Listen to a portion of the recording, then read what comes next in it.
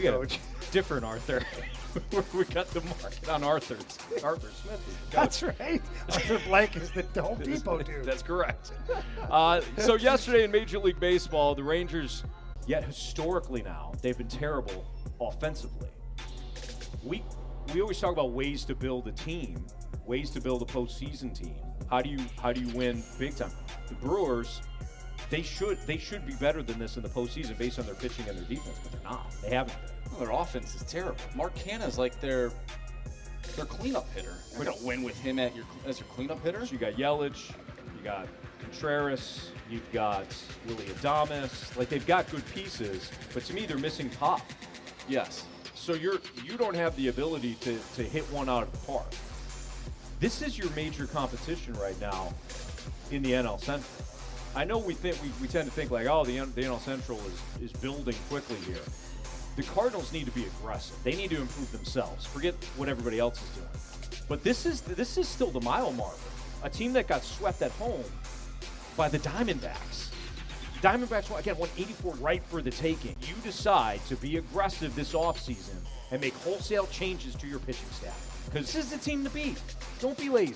You say the Brewers are the team to beat? That's the mile marker right now in the NL. You were last place. Most last place teams are like, what are we going to do? We're going to rebuild? Or you don't have to do that. You don't have to rebuild. You don't have to just get 3 and then let the internal competition do what it's going to do.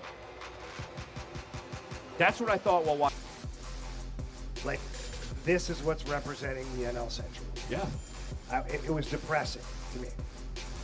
It made me angry, to be honest. Because had you had legit pitchers in your rotation and in your bullpen, you would have been in that game. Yeah. And you would have put up a way better fight than the Brewers did. I know they've got the 3-headed monster in the rotation, but if you had something that was even close, one of those guys, and then just a bunch of guys who are 3-4 starters that are just consistent, your offense makes up for it. It's frustrating for me to watch that. Didn't we think the same thing last year, though? Going up against the Phillies, we thought I thought the Cardinals would bury the Phillies. The Phillies were terrible at the end of the year last season. They were. I thought they were going to bury them, and then that team came alive. We could see the Diamondbacks doing something similar. I just feel like the NL Central in itself is not good enough. Okay, so you just touched on something that I want to get into next. Because you're right.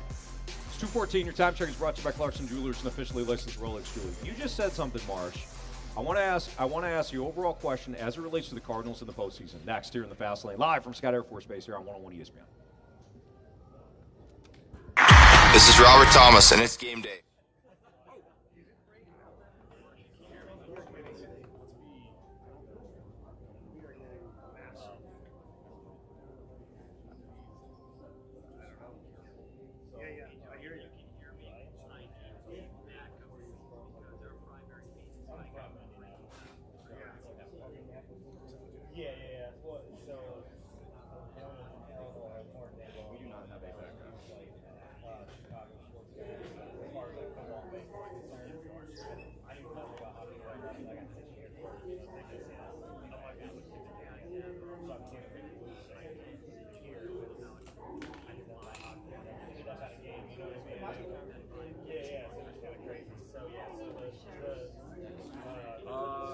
The person that talked to her right there. My name is Josh. Yeah.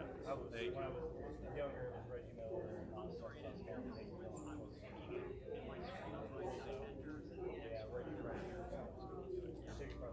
Thanks, guys. Thanks a lot. Appreciate it. Thank you for having us. Yeah. Yeah. Oh, wow, yeah. I moved over this way about 2 years ago. And last year I was coaching for the Cardinals. Oh, awesome. Yeah. Awesome. Good. So that's a lot of fun. We get Right. Let's say, yeah, we do all over. Oh, yeah. They should. top 5.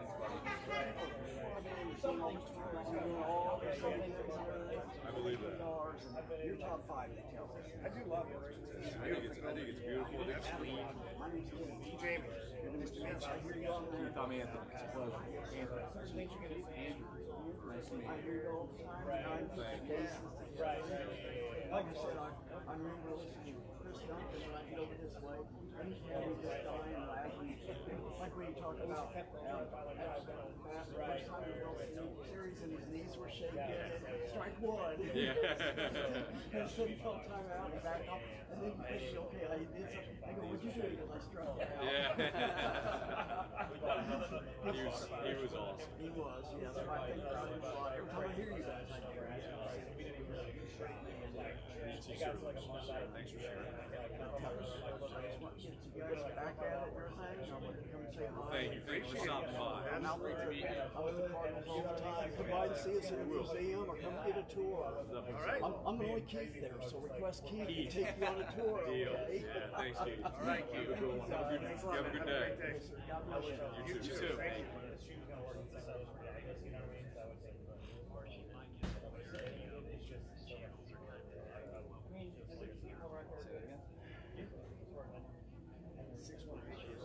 Jamie can't be mad. Imagine your shirt. It's pretty cool. I have shot.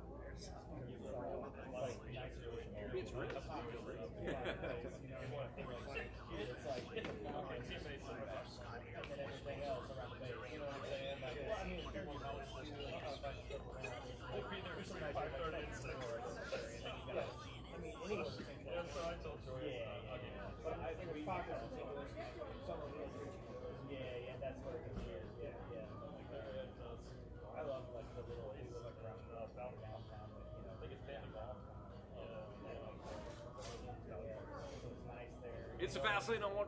It's Fastlane on 101 ESPN Live. Scott Air Force Base inside the exchange, and you're on campus. Come on by. Stop by, say hello. In fact, we just met Keith, who does tours at Busch Stadium, and very nice guy. Stop by, say hello. He listens a lot, and we appreciate him. We appreciate everybody, every man and woman that serves in our military, and we can't thank you enough for your service, and we really appreciate everything that you do. Stop on by, say hello, and maybe take a picture. Meet Jamie, meet Marsh, meet myself. It's always a great time to be at Scott Air Force Base. So, guys, I wanted to ask you a question built off of what Marsh said about almost kind of like the model. You know, that can't be the model. The Brewers can't be the model. That's not good enough. The Cardinals have to aspire to be more.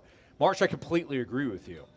But my question is, if you take a step back, what is the model? Because I was For who? The Cardinals? for any team. Okay. Because you could say the Braves, and the Braves are the ultimate cheat code. The Braves don't necessarily have the top-end pitching. I'll be interested to see how they fare. I'd take Spencer Strider. Yeah, they have the ace, and then from there they've got Fried hurt and Morton hurt, and these guys have been hurt for a while. Yeah. Of course, absolutely with Strider. Good point. But you look at, I was listening to Sirius XM radio today, and they were complaining about the Blue Jays.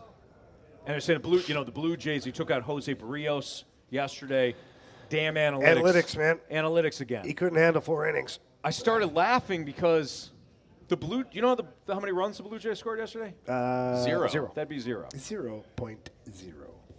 So taking out Barrios in and of itself, okay, you could. The Blue Jays gave up 2 runs. They scored 0 with that lineup. Vladimir Guerrero Jr. Oh, boy. Bo Bichette, Matt Chapman. They're, Jerry Springer. George Springer, Jerry's brother. They're loaded. That team is loaded, and they've got good pitching. So what would be the model then? I think the Cardinals are okay with their model right now, except for the pitching. Like, we talk about this a lot. I've mentioned it.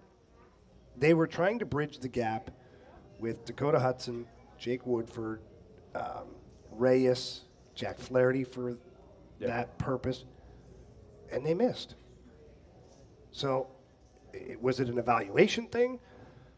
Was it a model thing? I don't think the model was the problem because they did pick all those pitchers. They thought they were going to get a nice handful of number 1 or number 2 pitchers out of those guys. Some of those guys were really high picks. It didn't work out. So they missed on too many, which is the problem. So that to me goes back to a talent evaluation thing, your scouting department. Because if you pick those guys, I guarantee, and I didn't do this homework, I should have, But I guarantee you there's a number of pitchers that were after each of those guys selected. Absolutely. That are either aces, number ones, or even twos in a rotation somewhere right now. And you didn't pick those guys. You picked your guys, who are fringe at best. You did have, and I'm not kicking a dead horse here, but you did have Sandy Alcantara. You You did. did have Zach Gallen. You did. So So then, okay, so that goes back to my original statement is I don't know if the model's broken. Because if you put those guys on your team right now, team's looking pretty damn good. If Yeah, you you've put got two aces. if you put those two guys in your rotation right now, and you had the offense that you had this year, you're a contender. So again, it comes back to evaluation because Yep. you misevaluated those young players, and you traded them for what you thought you needed more, right. and you screwed up. Yep. And then you still built the offense, and you still don't have pitching. The problem is with this team is that their offense goes ghost in the playoffs. Their pitching was fine. Their pitching the past 2 postseasons has been fine. Adam Wainwright was fine. What could they not do? They couldn't score. Last year against the Phillies, their pitching was fine.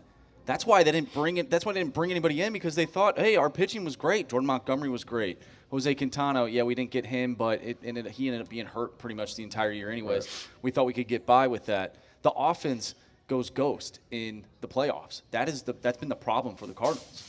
So how do you translate from – how do you get guys that are hitting very well in the regular season – how do you get them to carry that into the postseason? I think it's the personnel that comes with the offense. Look at the Blue Jays.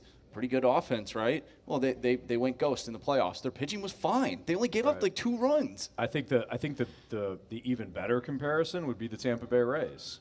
Yeah. The Tampa Bay Rays, if you look at their numbers offensively this year, they should have been one of those teams that go into the postseason with home field advantage and some pretty good pitching.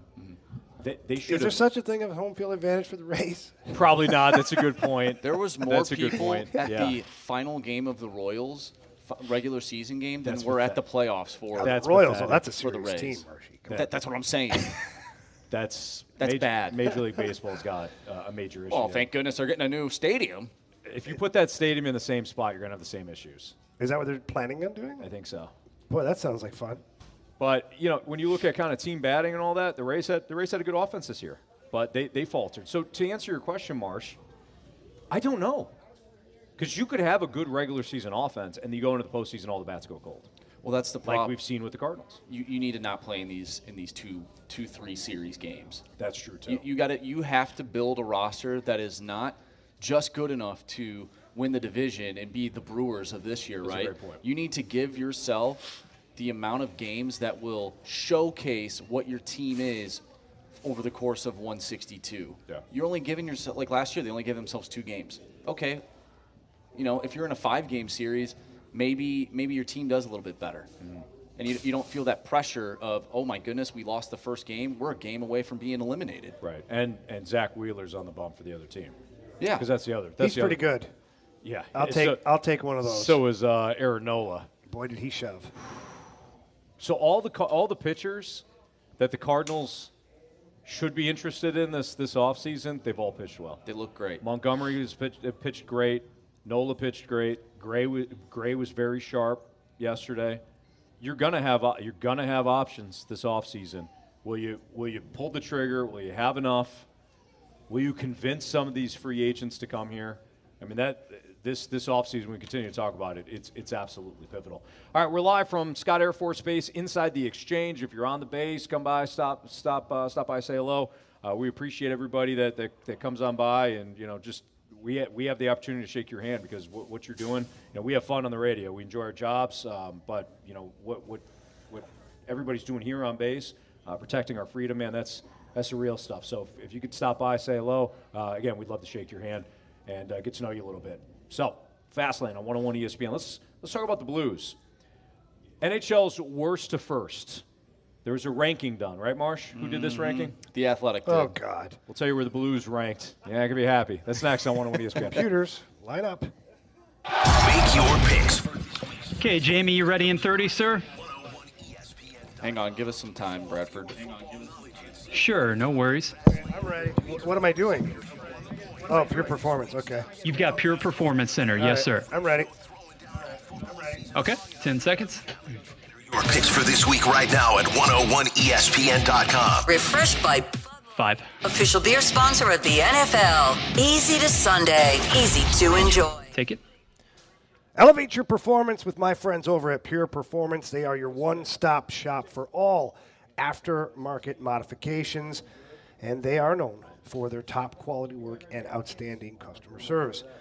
Pure Performance carries any accessory for your vehicle, any model, whether it's brand new or a classic car, from sunshades, soft tops, trail doors, off-road gear, bumpers, light bars. Pure Performance has got you covered. Pure Performance is the best place to go in town for replacement tires for any vehicle. So not just those big, oversized tires that go on your Jeep or your Bronco. Boy, they look good, though, don't they? But no, even if you got a minivan or any kind of car that you have, they've got you covered with the best tires and wheels around. They've got a 25,000 square foot facility located right there in St. Peters, right off of Highway 70. Please walk in, ask for Shelby. Tell Shelby that Jamie Rivers sent you in. She's going to take great care of you. She's going to ask you about what you're looking for, what you want to accomplish, and then the technicians, they're going to make it happen. I promise you, you will be thrilled with everything over at Pure Performance. So again, please stop by and say hi to them, but if not, visit their website. It's pureperformance.com. That's pure, P-U-R, performance.com. Rhino Shield is far superior to even the best traditional exterior.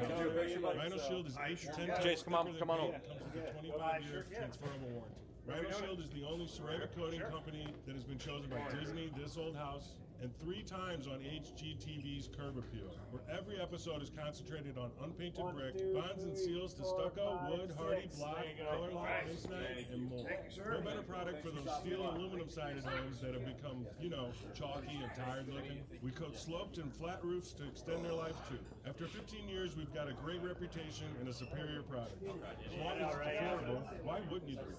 Before you make the costly mistake of painting with traditional paint, you'd be best served to call Rhino Shield today. We are the experts and our evaluations are free. 877-25-RHINO or 87... 2 minutes to update. Tell them, ladies.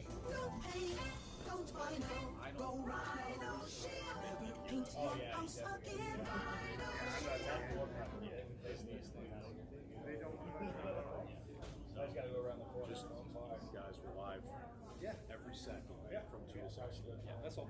We just have that mindset. Yep, absolutely. All right, so we have a theme. Hey, Marsh, I'll wait till you guys go back into the segment. Okay.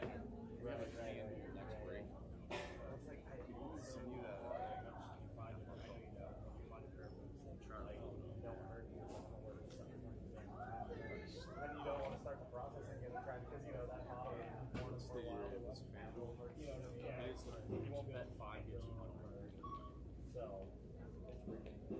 Yes, it is. Well, I was in some of the lighter softer ones. Because I don't have to worry about making sure the water and stuff like that. I need to so I can get the lighter, cushy office style ones, basically. You know what I mean? So, but the ones they gave us, basic training with big, thick soles, those. I'm like, oh my god. This guy were running those or whatever. You're like, oh my gosh, you can't break them, man. By the time I haven't finally broken it, maybe. I don't know. Marsh? But I wasn't good. No, just so yeah, you middle my ears. Whatever you talk to. Yeah, you hand me. I can talk to yeah. So I've got all the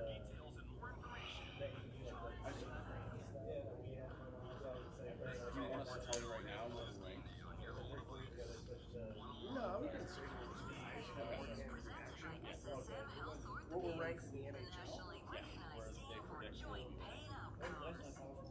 Oh, it's not going to be good. Right. It's going to be like fucking 30. It's going to change the numbers. That's what it is. Right. Yeah, they make sure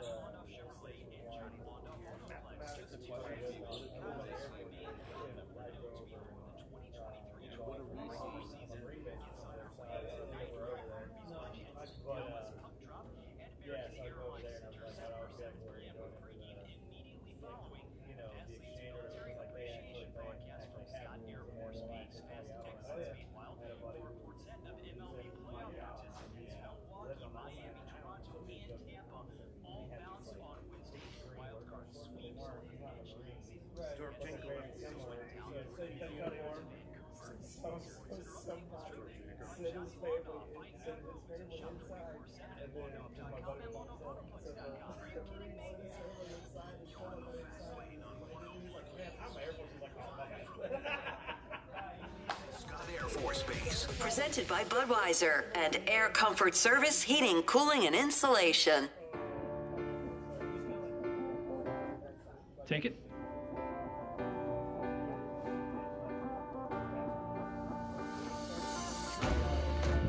Live from Scott Air Force Base, it's a Fast Lane on 101 ESPN with Andrew Marsh and Jamie Rivers. I'm Anthony Stalter. So the Athletic put together a ranking of every NHL team from worst to first. Oh, I'm sure they got the Blues ranked real high because the Athletic just loves the Blues. Yeah, it depends on which way you're looking. If you're a Blackhawks fan, the Blues are ranked pretty high. Yeah. If you're I don't know, an Avalanche fan or a Stars fan, they're ranked pretty high.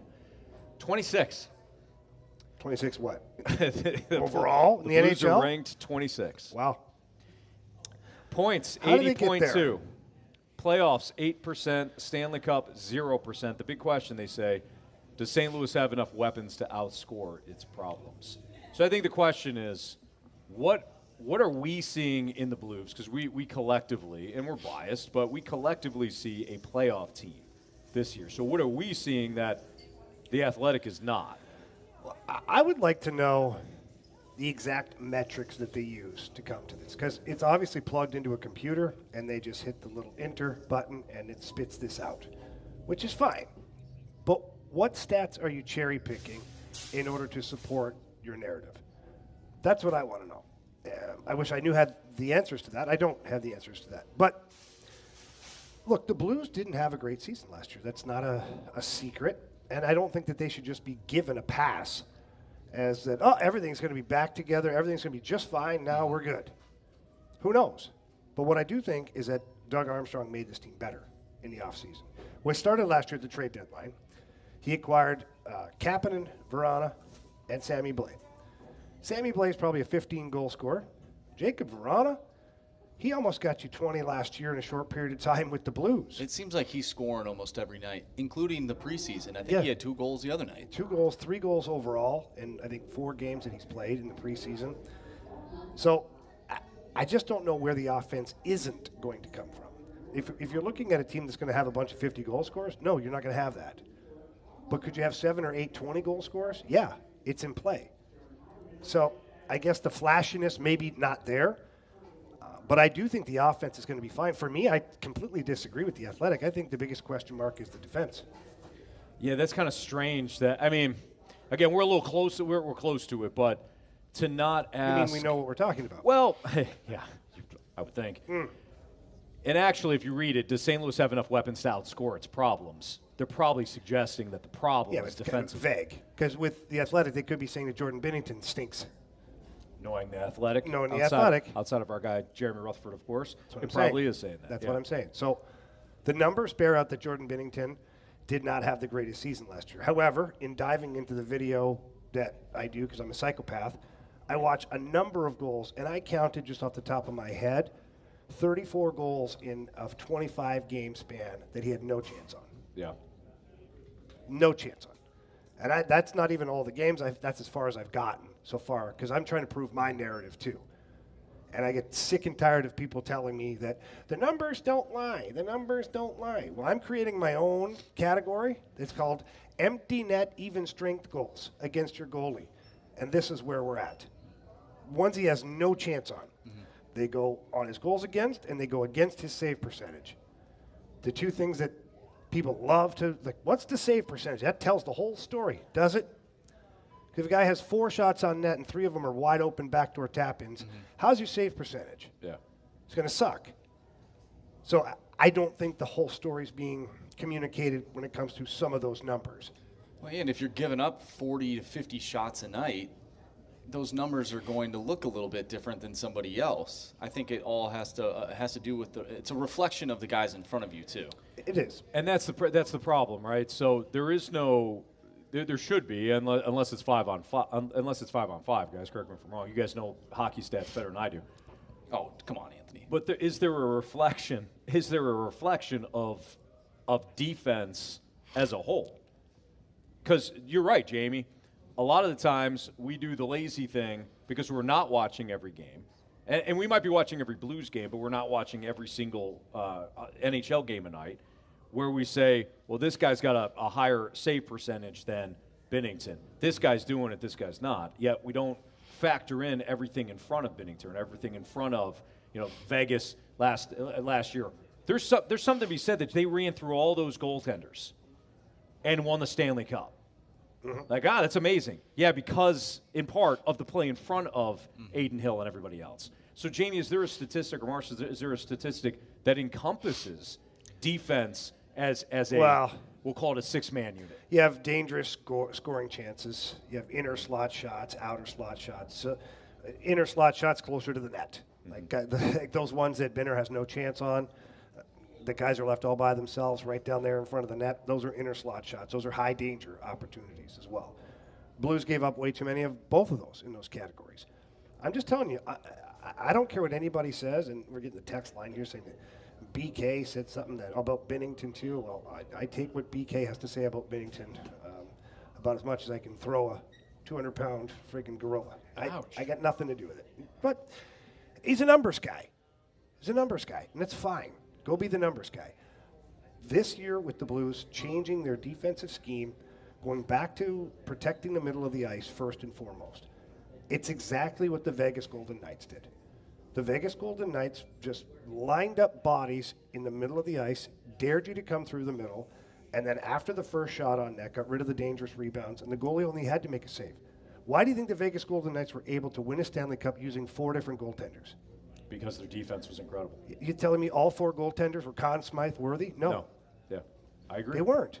So it comes down to teams playing hard, playing good team defense, and playing defense sucks. It's not the pat on the back like you get when you score a goal. The crowd doesn't necessarily roar when you take away the middle of the ice and nothing happens because you don't see it. But you're standing there so they can't make the play. So, in fact, it's a great defensive play, but it's not celebrated like a shot that hits the back of the net. Yeah. When we talk about Vegas having big defensemen, the Blues, big forwards, does that play any impact on the defensive side of things? Can the forwards, these big guys, have any impact? Yeah, so the big center iceman can. Absolutely. Look, Robert Thomas is an average-sized guy, but Braden Shen is a bigger dude. Kevin Hayes is a big dude. Oscar Sundqvist is a big dude. You got size back down the middle of the ice now. And if you look at the Blues' defensive core, if you remove Krug and Perunovic, and in fact, remove one of them at any given time, I just don't see a world where they both play in the same lineup right now, maybe moving forward at some point. So, Leddy, Falk, Parayko, Scandella, Bortuzzo, Tucker, those guys are pretty big. Parayko's a massive human being. Scandella's 6'3", Bortuzzo's 6'3". Falk is 6 feet tall. Leddy's 6 feet tall. Those aren't monsters, but they're not little guys either. So the Blues, although they don't have the Vegas Golden Knights defensemen with the oak trees back there, they do have some size, which is why I think Craig Berube focused so much, and Doug Armstrong for that matter, focused so much on re-signing Tyler Tucker, focused on making sure that you had a Marco Scandella, that Robert Bortuzzo got an extra year on his deal. You have to keep that size back there. And with the defensive scheme that the Blues are going to play in the defensive zone now, where it's layers of defense and shot blocking, this is where you're going to need some big bodies out there. So, look, the Athletic can run all of their computerized things, and anybody who's a numbers person, BK included, he wants to sit there and tell me how good or how bad Jordan Binnington is. Go ahead. But come and talk to me at Christmas time. Come and talk to me at Christmas time and tell me what you think of these guys at that point. Tell me what you think of Jordan Binnington. Jordan Binnington, I'm not going to sit here and say he's a top 5 goal in the NHL. He's got work to do. But at one point he was. At one point he was going to be one of the goaltenders for Team Canada's Olympic team. Team Canada's gold medal Olympic team, 2 Olympics in a row. He was going to be one of their goalies. It speaks volumes as to what the hockey world thinks of Jordan Binnington. Yeah. So maybe I'm the one that's crazy, but I'm going to put my money on Jordan Binnington of having a really good season coming up, and that's because I've seen how hard the boys are working right now to play better team defense. That's Jamie Rivers. That's Andrew Marsh. I'm Anthony Stalter. It's the Fast Line on 101 ESPN. We're live at Scott Air Force Base inside the Exchange. You want to stop in, say hello. We appreciate you coming down. If you're on base, we do this every year for Military Appreciation Day, and we love being out here. So we're right inside the Exchange. You'll find us right outside the. Yeah. Jamie, you have your hand raised. I have to respond to a text message from the 573. This should be good. A couple things. But number one, Parayko's not a big guy. He's tall, but he looks like he could be broken in half. Let me just tell you something. If anybody's ever seen Rocky IV, remember Ivan Drago? Yes. Yeah. That's Colton Parayko. That is what the man looks like. He looks like somebody, he was like your make-a player on the computer thing. Oh, I want my guy to be ripped up, huge muscles, and like strong as a moose. That's Colton Parayko. Which is why sometimes it's frustrating that he isn't a little more aggressive at times. But you can't tell me he's not a big guy. I've seen him throw the weights around in the weight room, and he can do it. He has to choose to do it moving forward. And I think that's going to be a big difference, too. I think that we've had this discussion before. Colton Parayko, there's two things that have always worked against Colton Parayko. Actually, three things that have always worked against Colton Parayko. One, he's not Chris Pronger. No, he never was going to be. And there's nothing he can do about it. Anthony, you know how many Chris Prongers have been in the history of the game? I know. One. But I think that there was this mindset that came about where it's like Colton Parayko. Look at his size. Look at his ability. He's not going to be Chris Pronger, and he will never be Chris Pronger. The other thing that's working against him, and Jamie, you've mentioned this, is the comments made by Doug Armstrong that he's now the alpha. So what do we? That set him up for failure. What do fans do now? And I'm not blaming fans on this, but what do fans do? Well, he better be. He better be the alpha. They automatically think he's Alex Pietrangelo. And number three, he got paid. Yeah. If you get paid and you're not a Hall of Famer, there's going to be a group of fans that think you're a piece of garbage. Do you know what he's as a player? Do you know what his contract? I don't care. Do you know what it is though? You know what the comparable is for him? It's probably third or fourth defenseman. Yeah, like a second, third defenseman. Yeah. You're paying him $6.5 million. That would be like saying you got a starter in your rotation that you're paying $17 million. I understand. But this is what has. It is. This Not is any what particular guy. Well, just, there was one person that was paid $17 million this past year. Charlie Morton? Sure. He's thinking of a different veteran. Oh. I'm not saying it's right. Well. I'm saying this is how it is. You know? I know.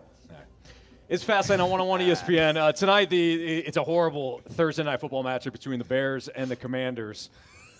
When do you move, though? Is tonight when the Bears start to consider moving away from Justin Fields? Yesterday. Or is this the night they win a football game? What? We'll talk about it next in the Fastlane on 101 ESPN.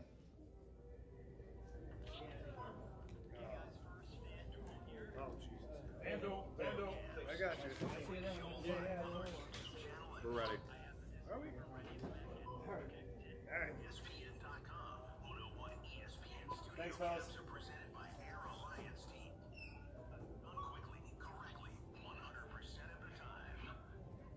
Oh, baby, it is going to be an epic matchup tonight in the NFL. Anthony, I know you can't wait. I know Marky can't wait. And I can't wait to use Sandy. I have no idea what I'm going to bet on tonight. This one's going to be a beauty. But what I do know is that all customers can get a no-sweat same-game parlay. Just place a 3-leg same-game parlay on this week's game. The Bears and the Commanders. And you'll get bonus bets back. So here's the thing. You know what's matchup proof, Jamie? FanDuel.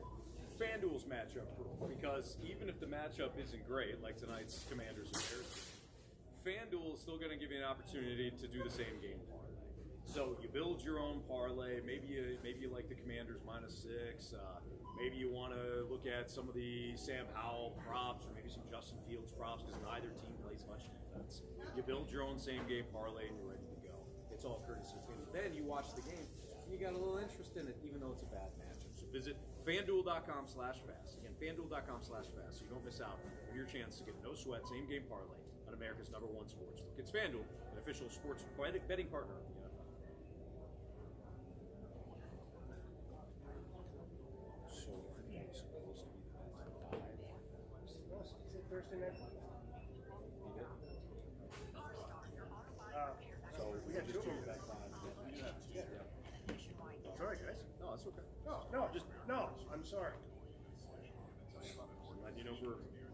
The second.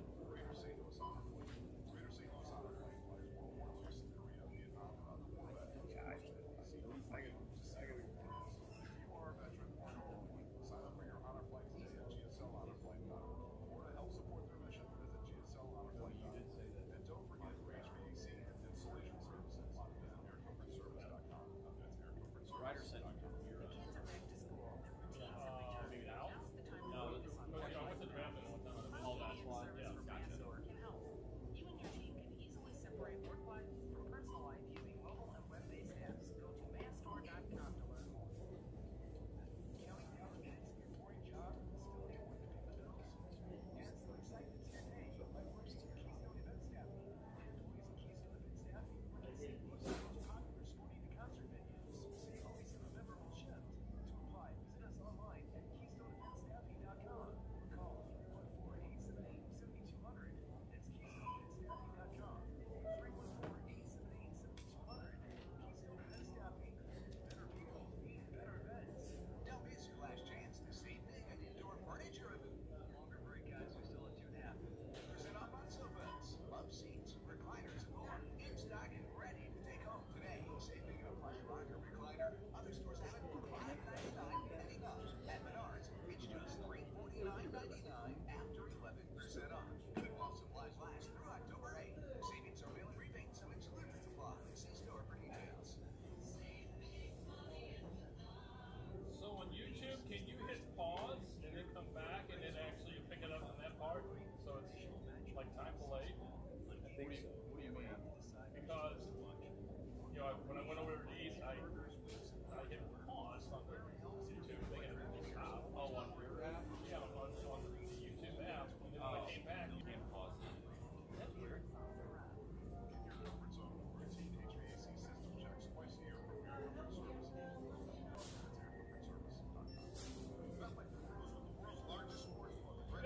You bet, man. So did you retire or something? Exchange? Just from the exchange? Well, so Okay. No. Well, I don't either. Yeah, I thought I was here. What?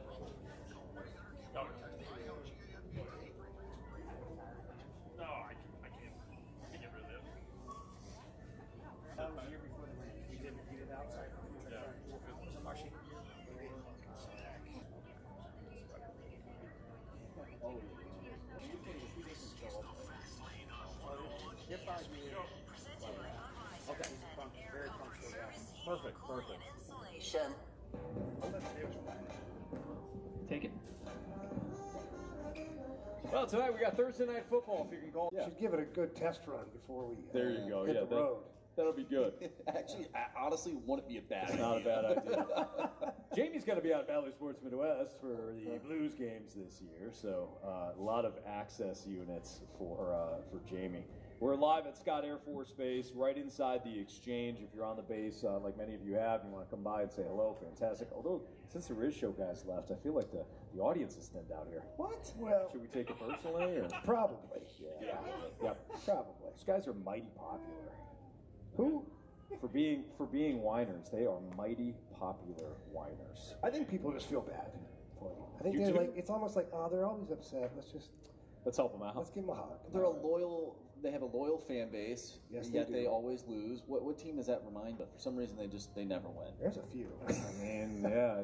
Anthony, you know. Well, the loyal fan base part, no. But the Lions do come to mind with a loyal fan base that always I wasn't going there. I know you weren't, but if you're thinking of the Falcons, that is not a loyal fan base. Well, It's just not. Now you're attacking the fans. Yeah, just saying. So tonight, Bears and Broncos. Speaking of a loyal fan base, both sides. Are they? Yeah, I would say so. The Chicago fan base is a ticked off fan base. Them people are angry. My question is and I'm trying to pull up the numbers right now, but neither of these teams play defense. The Bears, I think, have given up over 35, it's either 30 or 35 points in like 14 consecutive games. 14 or no, maybe they've been outscored by 30 or more points in 14 consecutive losses. I think that's what the number is. But they've also allowed 135 points over that same span. It's not good. The range this season. If you're the Bears and you're playing this crap Washington defense and your offense gets shut down and Justin Fields has another bad performance, do you move on? From Justin Fields? Do you actively look to trade, understanding that you're 0-5, you have lost, at this point, if you lose tonight, 15 straight games, do you look to move on? Actively start to trade. So let me ask you something. Why would it matter? Because at this point, you still might find a taker And that so looks what's your end goal? lose so that you guarantee the first overall pick. Yeah. And then what? And then get one of those top QBs. But then what? What do you mean? It's not an automatic then that your franchise is turned around. That's what I'm saying. I'm not even suggesting that. You're asking a great question. You're on chapter 10. I'm talking about chapter 1. Yeah, but I don't start chapter 1. When you're building a team, you have to look chapter after chapter. You can't just make a decision. It's like, all right, that's chapter 1, quarterback done. What's chapter 2? I don't know. We'll figure it out. Well, let's start there. Do you still have hope that he is a franchise quarterback? I do. Okay. Well, then your answer to that is going to be completely different. Yeah, I do. And I don't necessarily think he's a Bears franchise quarterback. That team's horrible. They offer him no support. They offer him no coaching. Literally, he has been like thrown to the wolves. Do I think he's, an elite quarterback? No. But what? Like when I look at Jalen Hurts as a quarterback, how far off is Justin Fields? And I guess that's why I pause a little bit, is because Jalen Hurts is with the Philadelphia Eagles team, that they surrounded him with pretty damn good players before they threw him into the deep end. In my opinion, Jalen Hurts, I'm going to go hockey here. Jalen Hurts, the gap between Hurts, where he is as a quarterback, and Justin Fields would be the gap between the Boston Bruins and the Montreal Canadiens from last year. So the best and the worst. Yes. I'm exaggerating, but the gap between Jalen Hurts and Fields is much larger than you think. Why? Jalen Hurts is accurate. Jalen Hurts can read a defense. He understands where the ball should be going on a given play. He understands how to get to at least his second check. He's not looking to run, but he will if he needs to. Justin Fields doesn't know what he's doing. Is that his fault or the coaching? Yes. Okay. Justin Fields is missing wide open receivers. That's on him. Yes. Okay, that's on him. Listen, I'm not sitting here trying to sell you on Justin Fields as a number 1 quarterback, but I've seen it with several talented young players in every sport, to when they're put into the wrong situation and then they fail and then they can never recover. How many quarterbacks picked top 5 over the years been put into a terrible situation because that team was so bad a year before, they got a top pick, and then they all up Mark Sanchez, Sam Darnold, like so many guys. Were those guys franchise quarterbacks? I don't know, but they were high enough to where everybody in the league was going to draft them, or at least thought about it. I don't know if Justin Fields was particularly a lock, though, in the draft. No, because he fell. He fell. No, that's fair. For me, the Bears, it starts from the top. It starts from the ownership group, down to the GM, down to the head coach. The head coach is... Why would you draft Justin Fields? He's going to run everywhere, all this. He's a defensive-minded Did he head draft coach. him, though, or was it Nagy? I think it might have been Nagy. Yeah, but it was why still bring GM. him in, though? Why bring that defensive... Why bring... Matt No, Eberflus that's was a Anthony's defensive biggest coordinator. pet peeve in the world. You're preaching it, choir. Anthony hates defensive coordinators. I don't hate them. No, as head coaches. Yeah, I always think you should hire the offensive guy that calls his own plays, so you don't have to replace that guy when he gets plucked from another team and you're running that. Now you're looking for another OC. To me, it's counterproductive. Yeah, like you know who your quarterback is. Why not bring in a guy? And we've had this conversation before. Do you want to have a quarterback that's going to, or do you want to have an offensive coordinator / head coach who's going to bring in his system to help the quarterback, or are you going to bring in a quarterback that and then teach him how to do your system? Like there's a balance there, and I feel like this team has not done that. At this point, here's where I'm at. I want to hire the offensive guy first. I need the architect first. Yeah, exactly. Then build the house. And I understand why teams do it the opposite way, but at this point, so many teams, to Jamie's point, so many teams have gotten it wrong that I would now look to do it the opposite way. And people are going to criticize that opinion. They're going to be like, well, you got to find the quarterback. Then I would find the guy that's going to put the offense together.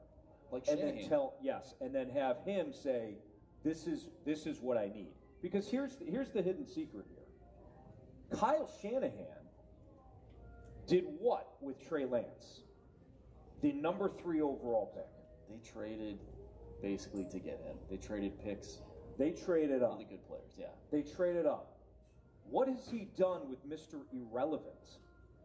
He's made him relevant. Well said. His offense does not require a top dog. He can thrive with Jimmy Garoppolo. He can thrive with Brock Purdy. Brock Purdy fits well in that system. So build the offense and then have the guy be smart enough to say, that quarterback fits in my offense. But the teams do it backwards because it's safer to say, this guy was the top quarterback in college. I draft him, he'll fix everything. And you draft them into a bad situation. There's one team that comes to mind that's sort of the opposite, but I think it's not working well right now, but with the Minnesota Vikings, you have Kirk Cousins, who used to work with Kevin O'Connell. Yeah. There's some familiarity there. So I think it does work on the opposite side too, because they were one of the best offenses in the league last year, and they have good offensive numbers this year too. Yeah. So I think it does work both ways, but you have to have a match. If it's either A or B, there still has to be a match there. That's why I always say and it's not easy because most teams have not done it. You have to marry the system to the QB. Mm-hmm. Andy Reid married his system to Patrick Mahomes, and they've won Super Bowls. You could go to other teams around the league and you say, boy, that's a perfect fit. All right, it's Fastlane on 101 ESPN. I know at some point we're going to have Colonel Cooper join us, and we're looking forward to that. So that may happen next segment here. If not, we'll continue.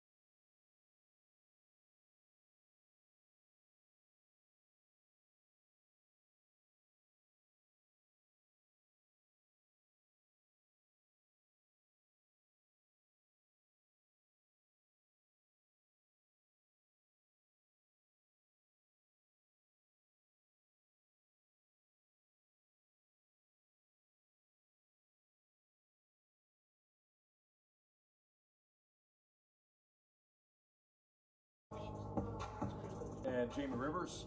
I'm Anthony Stalter. Scott, we're at Scott Air Force Base. I believe we talked to you last year. We here did. At Scott Air Force Base. We did. It was great. It's to work on base and learn a little bit about what they do and in our active military or that have been in our military, and to hear their story. Like, thank God for what you do. Cooper coming up at 3:30. Let's talk a little bit more about the baseball playoffs, though. So I asked you guys. After watching the first round of playoffs, and you had 4 wild card series, all 4 of them were sweeps, and sweeps in the Rangers. You figured that we're going to give the Rays a series. In fact, that was Mike. And Minnesota not having playoff success. Marcia, you know about this. Yeah. For Minnesota, actually, despite their offensive limitations there, including beating Corbin Burns 2 nights ago. So, is there anything to be learned about how a roster is constructed heading into the playoffs at the end of the day, or enough offense? Blue Jays loaded. The offense went dry on a couple of these teams. Blue Jays loaded offensively. They lose because of their offense. Yeah. So the saying that we've always talked about is you got to have pitching to win a World Series. Of course, that rings true. But if you can't score runs, you're screwed too. Yes. Yeah. Like, the bottom line is you have to be able to create something offensively. And clutch hitting. Yeah. They had 9 hits yesterday. They out-hit the Twins. And so they couldn't cash anybody in as far as see how it plays out, because I feel like it almost goes in waves to where when you get to the World Series, if you can get your 2 top guys out there and they shove, no matter how good offensively the other team is, they get a pitcher, even though he's an ace or a number 1, if it's just not his day, that offensive box is going to make you pay for it. Yeah. So it's always interesting to see where the ebbs and flows are with the World Series playoffs. Yeah. I think the past few years we can look at some of the National League teams. The Nationals, they were a wild card team. The Braves, we didn't think they would end up winning the World Series that year. They had a bunch of injuries. They had a bunch of injuries. They were midway through the year. I think what it really comes down to is execution. I mean, it sounds simple. You're probably listening in your car thinking, well, no crap. And I think every single team, they're there for a reason. Some of these teams that season, that's why you say just get in. But it comes down to actually doing the fundamentals and executing those fundamentals, which we saw in the regular season. The Cardinals didn't do that. That's why they didn't make the postseason. Yeah, I guess as I continue to watch, you watch these games, and you want to look at it from the Cardinals' prism. But I think, guys, more than anything, there's no. We talk about what is the method. What's the method? What says, well, you got to play old school baseball? You're inevitably going to have a team that uses analytics and wins a World Series, because every team uses analytics. When Hughes did not hit. So what is the conversation if they take out, who was it that started for him? Barrios. They take,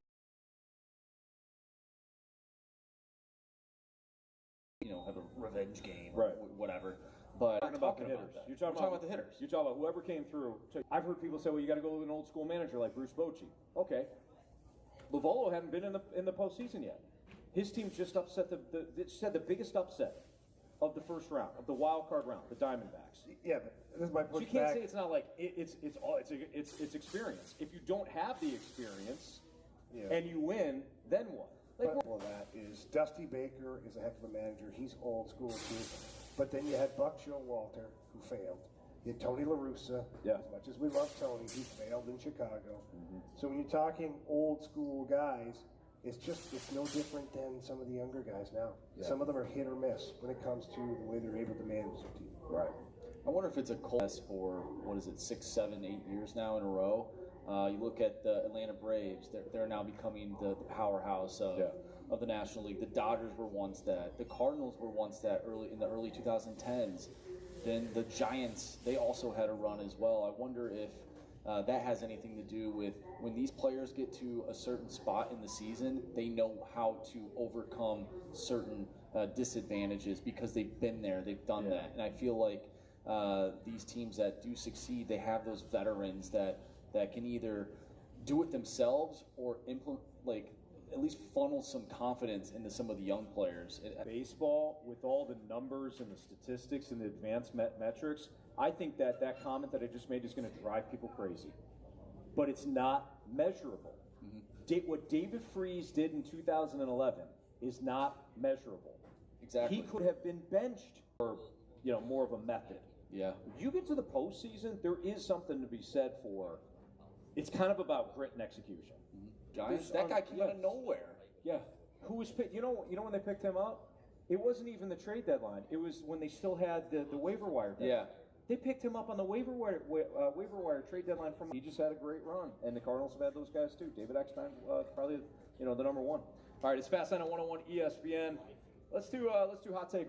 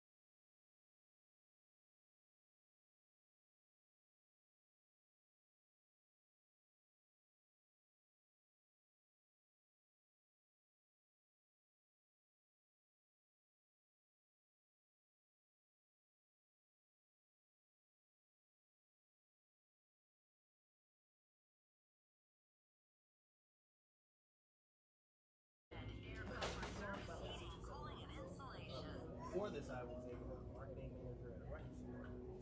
And in final, you've ever heard of that? Yeah, I was there for, yep, I was there for 14 years. It's a huge spot. Oh, I've got it. Live from Scott Air Force Base, it's a Fast Lane on 101 ESPN. If you're on base, stop by, say hello. Love to shake your hand. Love to tell you thank you for your service. It's Military Appreciation Day here in the Fast Lane, so appreciate everybody that's on base and everybody in our active military or retired from the military. Because we're meeting a lot of retired military members too, Jamie. All sorts of people. It's been a fun day. Jamie Rivers, Andrew Marsh, Anthony Stalter. Speaking of Marshy, he's got some hot take or hot garbage selections for us. All right, gentlemen, from the 314, hot take: the Diamondbacks series win over the Brewers was not an upset. I think that's a hot take. I don't think that's hot garbage. Based on the Brewers' history, They Jamie? were my pick. You did. You had them as your upset pick. Yeah. Did we hit all of our upset picks? Is that the Rangers and the Diamondbacks? I had the Marlins. Yeah. You came close. Not really. It was 0-0 in the first. I had the Diamondbacks, and I think that was my upset pick, wasn't it? I think it was too. Yeah. I don't think it was. I think if you look at the Brewers, the one thing that was going to haunt the Brewers was, yes, the offense, but more specifically, they don't hit home runs. If you don't have a complete offense, You've got Christian Yelich. You've got Christian Yelich. You've got Willie Adames. You got William Contreras. You've got some guys, but if you don't have a complete offense and you don't hit home runs, it's going to be difficult to win, even if you have the pitching. And I think the Brewers have proven that the last 2 years. So, hot take for me. Yeah, hot take.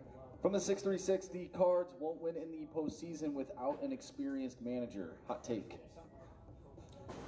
What was that? The Cards won't win without an experienced manager? Yeah, the Cards won't win in the postseason without an experienced manager. So they need an experienced manager if they're going to win? So Yes. Schulte doesn't count then to get to the NLCS? I got to call hot garbage on that. Look at Matheny. Matheny got to a World Series, and he coached youth, basically. Yeah, and you could say, well, he did it with Tony's roster, but he still did it. Still did it. And Schulte got to the NLCS, and Schulte had never managed before. No. Yeah? Yeah, it was Schulte. Yeah, you're right. Yeah, I know I'm right. Take it easy, take it easy. Jeez. So I'm going to go hot garbage on that. Hot garbage for me, too. From the 6-3-6, the college football playoff will be the best it's been in years due to the amount of teams that are in the running. Oh, I think that's a hot take. I told you guys before, this is the most interested I've been in college football since Brian Bosworth was around. That's a long time. That's a long time. I'm serious, too. You know what this season is also doing, and it's only going to get better, to Marshy's question there, Jamie? It pours hot water, or cold water, cold water, on everyone that has said that introducing playoffs and more playoff teams is going to take away from the regular season. No, it's not. No, not now. Maybe it's not. But a couple of years ago it would have, because a couple of years ago you had your haves and your have-nots, and the line was pretty clear. So you had an even more boring regular season then. 100%. So what if you I had to have what if I said what's my biggest gripe about college football? It's too top heavy. It's too top heavy. There are too many blood donor games. Even halfway through the season, I know who's going to win. I don't even want to watch. It's not even compelling to watch. Yeah. But what I found here this year, especially with the addition, say what you want about Deion Sanders in Colorado, with that excitement and that buzz surrounding, you had a couple of good games, big comeback, still fell for a loss, but you're still paying attention. Other top teams are knocking each other off. LSU has 2 losses now. Now Mizzou, who's 5-0, plays LSU. That game all of a sudden is way more compelling than it was. No doubt. Because you're like, okay, Mizzou maybe they don't get the brakes beat off of them. So, I don't know. For me, I find this year to be very exciting. Plus, if you're Mizzou, you build momentum, too. You beat LSU. You got Kentucky. Kentucky plays Georgia this week. So we'll see what kind of version of Kentucky you get. I think this next 2 weeks for Mizzou is going to be really exciting, but in college football, too. From the 314, hot take. Verona will lead the Blues this season in goals and not Jordan Kyrou. Yeah, I'm going to say that's hot garbage. Kyrou had 37 last year on a team that wasn't good, that didn't play consistent hockey. 37. He had 11 power play goals. He's going to have more than that this year. He'll have 15 to 20 power play goals. He'll have more ice time. He's bigger, faster, stronger right now. He's playing first line. No doubt playing first line. Last year you still had things that were kind of muddied. You had Tarasenko. You had Riley. You had other players that were occupying some of the key ice time slots. And I think Jacob Verona is going to be good. I've talked about him, maybe getting to that 30-goal plateau. That's great, but Kyrou had 37 last year. Yeah. And Kyrou is still getting better every season. So, unfortunately, I think that's hot garbage. From the 314, hot take. If Mizzou defeats LSU this week, it will not be their biggest win of the season. I'm going to go hot take on that. Because if you beat LSU this week, okay, that will be, I think, your biggest win thus far. Because I would still rank that over K-State. But if you beat Kentucky next week, I think that would be a bigger win at this point than LSU. If you beat Georgia, it certainly would be a bigger victory. So I'm going to go hot take on that because I don't think it will be their biggest win. Yeah, it's tough to say. It is. And they've got some big games left on the schedule, and if they're lucky enough to win one of those big games, it automatically makes it their biggest win. Yeah. So, but to date, and certainly what we had circled on the schedule before the season started, this would be a massive win for them over LSU. 100%. Even though LSU has kind of stumbled here. Yeah. So what? This team was in the top 10, and a lot of people thought they'd be challenging for a playoff. That talent's still there. They lost to a better Florida State team, and last week they were in the Grove and had every opportunity to win that one and didn't. So it's a tough place to win a football game. It's a tough place to win, and credit Ole Miss. Ole Miss took that game. Ole Miss took took that game. Ole Miss almost had 2 in a row. Alabama and then LSU. Yeah. If that offense for Ole Miss showed up in the second half against Bama, it would have. It's pretty impressive. Yeah. From the 618 hot take, Nola and Snell. I'm sorry, Nola and not Snell. Nola and Sonny Gray will stay in their respective cities. Unfortunately, I think guess we that could throw is Snell in there, too. a hot take. I don't think Snell stays in San Diego. I think Nola stays in Philly, and I could see Sonny Gray staying right there in Minnesota. Sonny Gray, let's keep in mind that Sonny Gray, when he was traded from the A's to the Yankees, he's not unlike a lot of players that struggle with that big atmosphere, that big media market. He had pitched pretty well in Cincinnati, and now he gets to Minnesota, another Midwest team that the expectations aren't necessarily sky high. I think that's kind of Sonny Gray's lane. Yeah, I'm going to say hot garbage on that. I could easily see Aaron Nola staying with the Phillies. I think Sonny Gray's out of Minnesota. He'll find another team that's comparable to size, media-wise and whatnot, but he'll find another team that he thinks is just better overall. No. That'll do it for Hot Take or Hot Garbage. We got a special guest coming up, our first one of the day for Military Appreciation Day. It's Colonel Willie Cooper, who we talked to last year. We'll talk to the Colonel about a variety of topics and maybe pick his brain sports-wise, too. That's next in the Fast Lane, live from Scott Air Force Base here on 101 ESPN. Coverage of 101.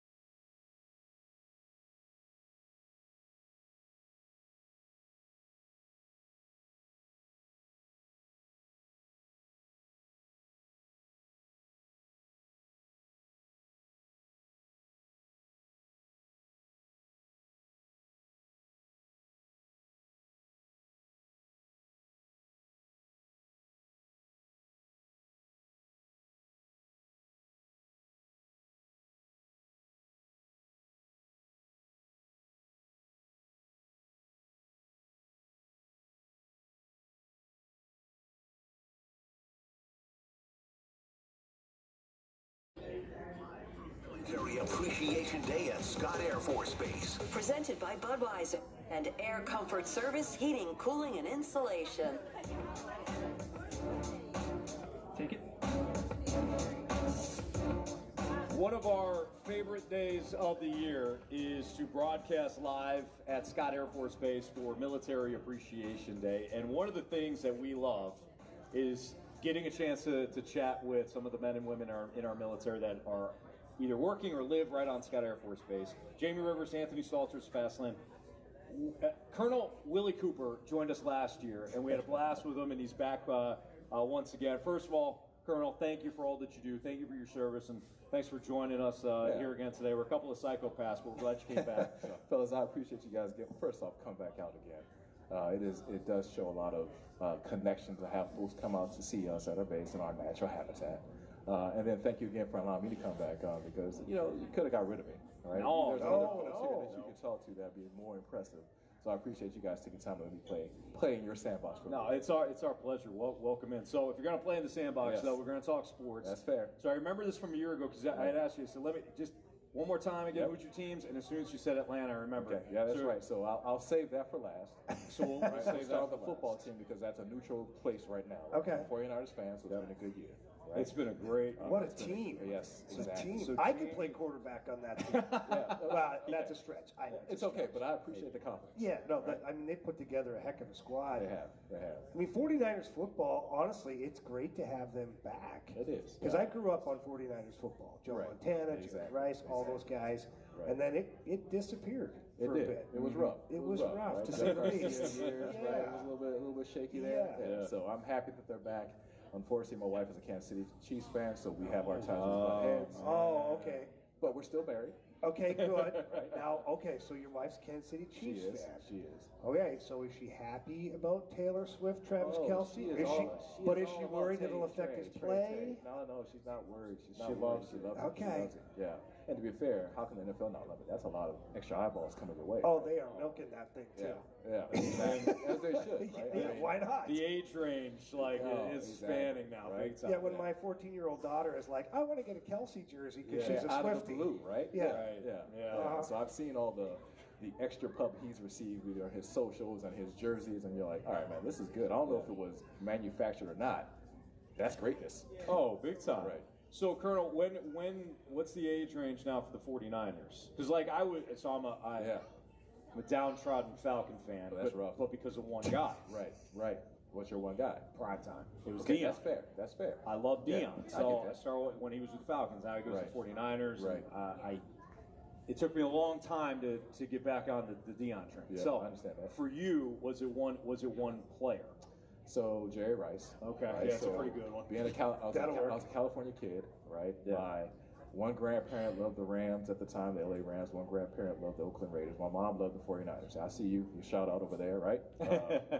Rams, go get it, right? So, and so I just got hooked, right? And then my uncle played college football at Oregon, and he actually had a couple of tryouts with the 49ers, so it was like a little bit more of a connection.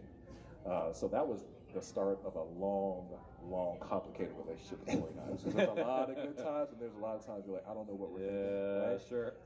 Every franchise got to go through that, I guess. It's true. It's true. Even the Patriots. Yeah. We're fortunate in the fact that our lows were bad but not horrible, and our highs have been pretty good. Yeah, darn right they have. So Dallas this weekend. So it's Cowboys this weekend. Excited. Do you have an opportunity to watch the games? So I try, but I've got 4 kids and a job. Okay, so no, I get it. Oh, well, yeah. Right. So we got the NFL ticket. We try to watch it on the phone when I can. Right? Yeah. But to actually sit down and watch a full game doesn't happen. We're going to try it this week. Isn't that amazing, too? So you just mentioned the phone. So I got 3 little ones. Yeah. Jamie's got 4. So together we've got a football team. Yeah, we do.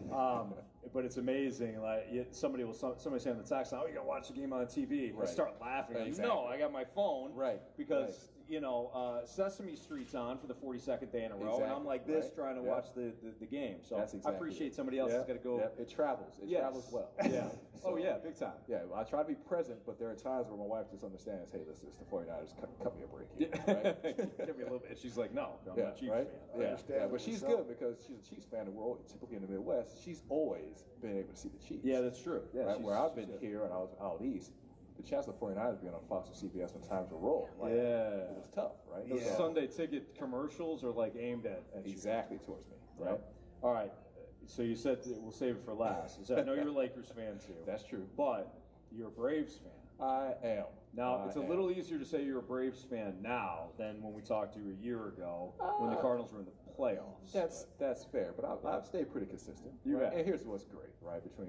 And both franchises have a lot of history, right? And they're pretty consistent. So even when the Cardinals are down and the Braves are up, you know it's not going to last too long. Right? There'll be good times to come again. You would think, yeah. Now this fan base, Lakers make sense. Yep. Braves do not. What happened to Braves? Father, it's from Georgia. Okay. So it is hard. It is harsh. It is a struggle for that guy. Hey, I'm as you should. Give me his number. I'll do that. I'll reach out. And listen, he wears all the gear. He sits up. He watches the game. Right. God bless him. Listen, and I love him, but I do have to jab him. And our family is. No, it's a diverse, must, Anthony. right? You know that. So I'm a Niners fan. My mom's a Niners fan. Yeah. I got one brother who's an Eagles fan. One brother who's a Ravens fan. Right. Wow, you're across. Yeah, we're all over the place. I don't know what happened because the Eagles are doing pretty well. The Ravens have their run, and you still have the Falcons. Right. So, Dad, I love you, man. Bad choice, but I get it. I respect his commitment. I do too. I do too. You never say that to me. I don't respect yours. He's like, you have a choice. Right. Retired Colonel Willie Cooper here in the Fast Lane on 101 ESPN. Yeah. So, Colonel, for those that don't know, what is your role on the base? Yeah. What do you do? And how do you help our men and women in the military? Yeah, that's a fair question. So I'll try to break it down quickly. So the wing, which you'll meet my boss, the wing commander, Colonel John Poole. He's in charge of the entire wing. Right. This is a platform that produces a certain product. Right. Mm-hmm. The mission support group, the group that I'm a part of, kind of runs the city portion of it. So I'm more of like a chief operating officer of the city. We've got security forces, we've got cops, we've got first responders, we've got engineers, we've got logisticians, we've got a lot of folks to make sure this wing moves forward, right? But then we also have a portion of our group that handles the families, right? So if you have child daycare needs, if you have child development needs, you have something like this, right? Commerce. So overall, if you think about a city and everything that goes into the city, that's kind of what our group is responsible for. So we have 6 different families, different squadrons, entities that all come together, work together to move the wing forward. It's kind of wild to think about it because what you said there, like when you run a city, right? It's kind of what this is. Exactly. It's its own city, so you have to have all the infrastructure. That's true. That larger cities would have in place. It's a gated community. Yeah, it sure is. Sure is. Because everything that you technically would need to, operate this base and operate to produce what we have to produce, whether it's having planes take off or providing support. And then we have a lot of airmen that do a lot of great work to do it. It is amazing when you think about all the roles that everybody occupies on base. We tend to think, okay, military, and you think of our fighter jets, our pilots, exactly. Even the engineers, everybody that work on it.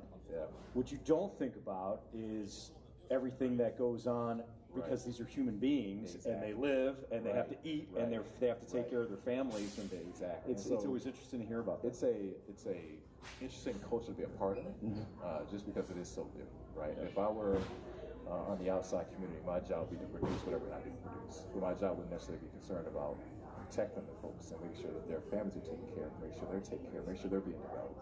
Technically, my job is to get that young lady prepared to do my job. So I got to prepare her to do my job. That's not typically what you would see on the outside. No, it's on the outside you'd be trying to protect your job. Jamie's thinking about his career. He's like, I'm not teaching you anything. That young rookie. Yeah, and then you top it off by saying, so how do you make sure folks are ready to do that? Well, you have to really practice it, right? You got to make sure that the environment is safe and healthy enough for them to come in, be as best they can the next, each day, and then move forward. Sure. All right, Colonel, I'm going to ask you the toughest question. Yeah. I'll ask you the See, we got Broncos fans out there. I get it. That's a bold move right now. It's a really bold move. She's loyal. She's a big fan. I don't know if that's just a color thing that you like or if you really like the team. Okay, I like that confidence right there. That is continuous improvement right there. That Russ Cook. There you go. Quick recipe. Just something. Just something. Give him a TV dinner. Right? Order in there, Russ. So I'm going to ask you the most difficult question. Okay, let's do it.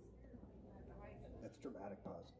If you're going to choose one team, okay, one of your teams, got it? Braves or Niners, who's winning the title this year? Oh, That's good. That is- Now I understand the the dramatic odds. pause. Solid. Yep. That is solid. Okay. The 49ers undefeated. Braves have the best team in Major League Baseball.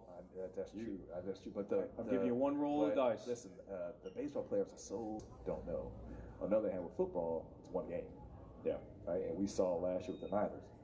One play. Now you don't have a quarterback. You're one elbow away from defeat. Right. You don't have a quarterback to even throw a pass. That poor kid couldn't throw it 2 feet. No. So He's still the best option. He was.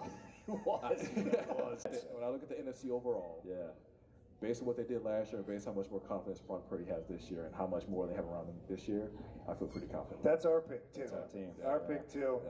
Yeah. Well, I picked the Ravens and the 49ers Okay. in the Super Bowl. Okay. And I picked the 49ers. All right. Did you have your Super Bowl pick? I had the Ravens and Niners. Okay. We had the same actually. Yeah. Okay. Yeah. All right. So All right. we got one of your brothers some love there too with the Right. With the Yeah. Ravens. And it's my baby brother, so we'll see how it works out. So you have 3. You have your total 3. Brothers? Yeah. Yeah. Family. Yeah. I got 3 brothers, so yeah. Where are you? I'm the oldest. You're the old. Okay, I so am. you're responsible. And It might be true, but still. And I'm an only child, so Okay. I depending on the moment, I'm one of the 3. So how do you two guys work? Because birth order, it would say that this would not work. This would not. Oh, it doesn't. It very seldom it does. Okay. Yeah. That's fair. That's We- fair. so, So who's the referee? Are you the referee? No, so Marsh is our producer. Marsh is young. So Marsh is the young pup. So Jamie's the older brother. I'm the middle child. Got I'm the it. coconut, Okay. and then Marsh is the Okay. young kid who we Okay. tell. What's our best advice to Marsh, Jamie? Watch whatever we do and do the opposite. That's correct. Solid. Yeah, So you're saying the birth order got reset based off of the work environment? Pretty much. That's pretty Yeah, impressive. pretty much, folks. yeah. Pretty impressive. The pecking order, kind of like you guys. Yeah, There's yeah. rank. There That is, is exactly. true. And you'll Yeah. see. We'll have pecking order. We have the same rank, but we have different titles, and you'll see. That's Exactly. exactly He's right. in charge yeah. of me.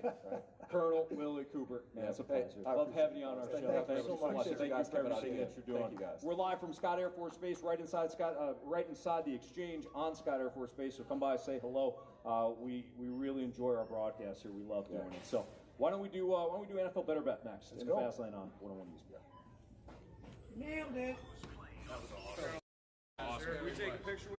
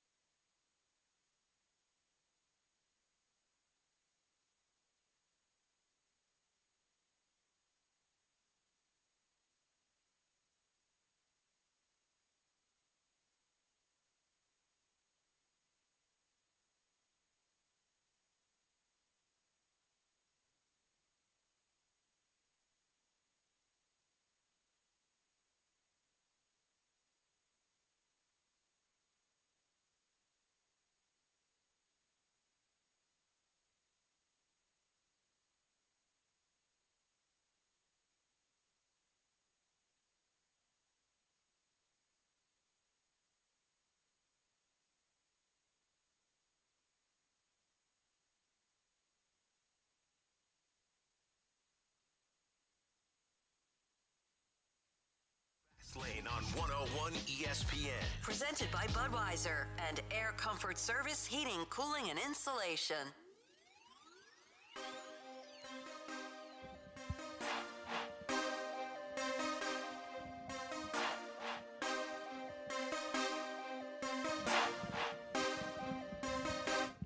Take it.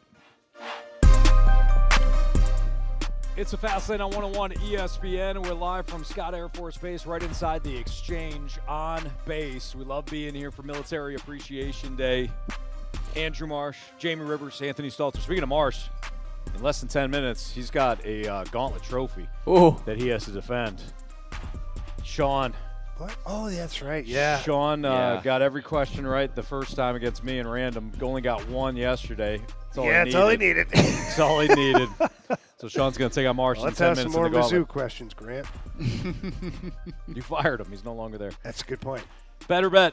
What do we got, Marsh? All right, gentlemen. Better bet. First win, Panthers or Bears? Who's picking up their first win? Maybe not this week, but they're the only two teams remaining in the NFL that are 0-4. So which team picks up their first win first? I think it's the Panthers. Who are they playing? Wait a minute. Who are they playing? The Panthers probably won't be this week because they have I forgot the who Chiefs. No. Oh, the Lions. Your Lions. Oh, yeah, that's not going to happen. That's not going to happen. And the Bears. The Bears will probably have the better odds of beating the Broncos, right? Or the Commanders. Sorry. They had good odds when they were up 21-7 last week, but you know, stuff happens. Uh-oh. We got a Bears fan? Well, he says, I don't think that's going to happen. Oh, okay. Yeah, I don't believe in the Bears either. Don't worry. The Bears play Marsh's Vikings next week. Panthers are in Miami to take on the Dolphins. Boy, this could be a while. Bears host the Raiders, and the Panthers host the I don't know. I'm going to say the Bears because I think they might be able to beat the Raiders. I don't have a lot of confidence in that, but I think they could. They could screw around and win tonight. That's what I'm thinking. That's probably their best chance for the next couple weeks. Yeah, Washington's defense stinks. So, all right, yeah, I'll say the Bears. Okay, better. They play each other. They play each other in a couple of weeks. Who's that? The Panthers and Bears. Oh boy, that'll be a matchup. November 9th. Well, guess what? We'll have our winner at that point. Yeah, we will. Yeah. Yep. All right, gentlemen. Better bet. Which first place team is most likely to blow their division? The Lions or the Bills? Oh, that's easy. I think the Bills because they have steeper competition, i.e. the Miami Dolphins, who I predicted to win the AFC East. So yeah, I agree with that. The Lions are a freight train. They may not. The Lions might not lose again. I don't know if that's true, and I don't want you on board at all. What was that side eye you just gave me? I like that team a lot. He's trying to screw over the Lions. I don't like your attitude. I think the Anthony, Lions I really like are your very attitude. dangerous. Oh, yeah, because you think your Vikings have a chance? Come on, Marshy. We're 4 weeks into the season. And you're almost 0-4. It's the first week of the season. We're not 0-4. You know what? You know who strung together a bunch of wins last year at the end of the year, and now everyone wants to crown them the best team in the NFL? Who? Oh, your Detroit Lions. And they're 3-1 right now. Okay, that's what I'm saying. Yeah, and you couple that with the end of last year, I'd say they're doing pretty good.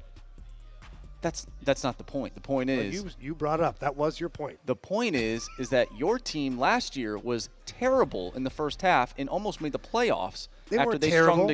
They were terrible. They struggled defensively. Offensively, they were first in the NFL for the first 5 weeks. It's a team game. They were terrible. And then they strung together a great second half and almost made the playoffs. Why can't my team do that? So bitter. I'm not bitter. bitter. I don't get it. I just don't get it. 4 games in, you think you have the best team in the NFL. Well, better than yours. That is fair. But not good enough to keep Anthony on the bandwagon for more than 4 days. Well, that's a good point, but, that's Anthony. That's his choice. I love that team. I think they're going to win. They don't like you at all anymore. Every game. Dan Campbell called me last night. He said, can you believe this guy? I said, I know, Dan. It's disappointing. He's like, you did the right thing, Jamie. Thank you. Thanks for having my back, Jamie. Oh, you are Campbell? Forget it. That guy ripped my head off. Fair. All right, guys. Better bet to win the AFC South over Jacksonville. Is it Houston or is it Indy? I got Houston. I think Houston might be legit. And they're going to get another win this Sunday in Atlanta. Guys, quick question. Has the AFC South become the NFC East from a couple of years ago? Where none of the teams. They're just no good. It's well, like the NL Central. Well, the NFC South. The NFC South the past 2 years now. Last year. Well, yeah, the NFC South. But I'm just saying overall, when you look at the AFC South, like who of these teams is a juggernaut right now? None. The Colts, Texans, Jaguars, and Titans. No, nobody is. Jacksonville has the best roster. But Yeah, they but have they're not played the best. I mean, all of them are 2-2, so the division is completely up for grabs at this point.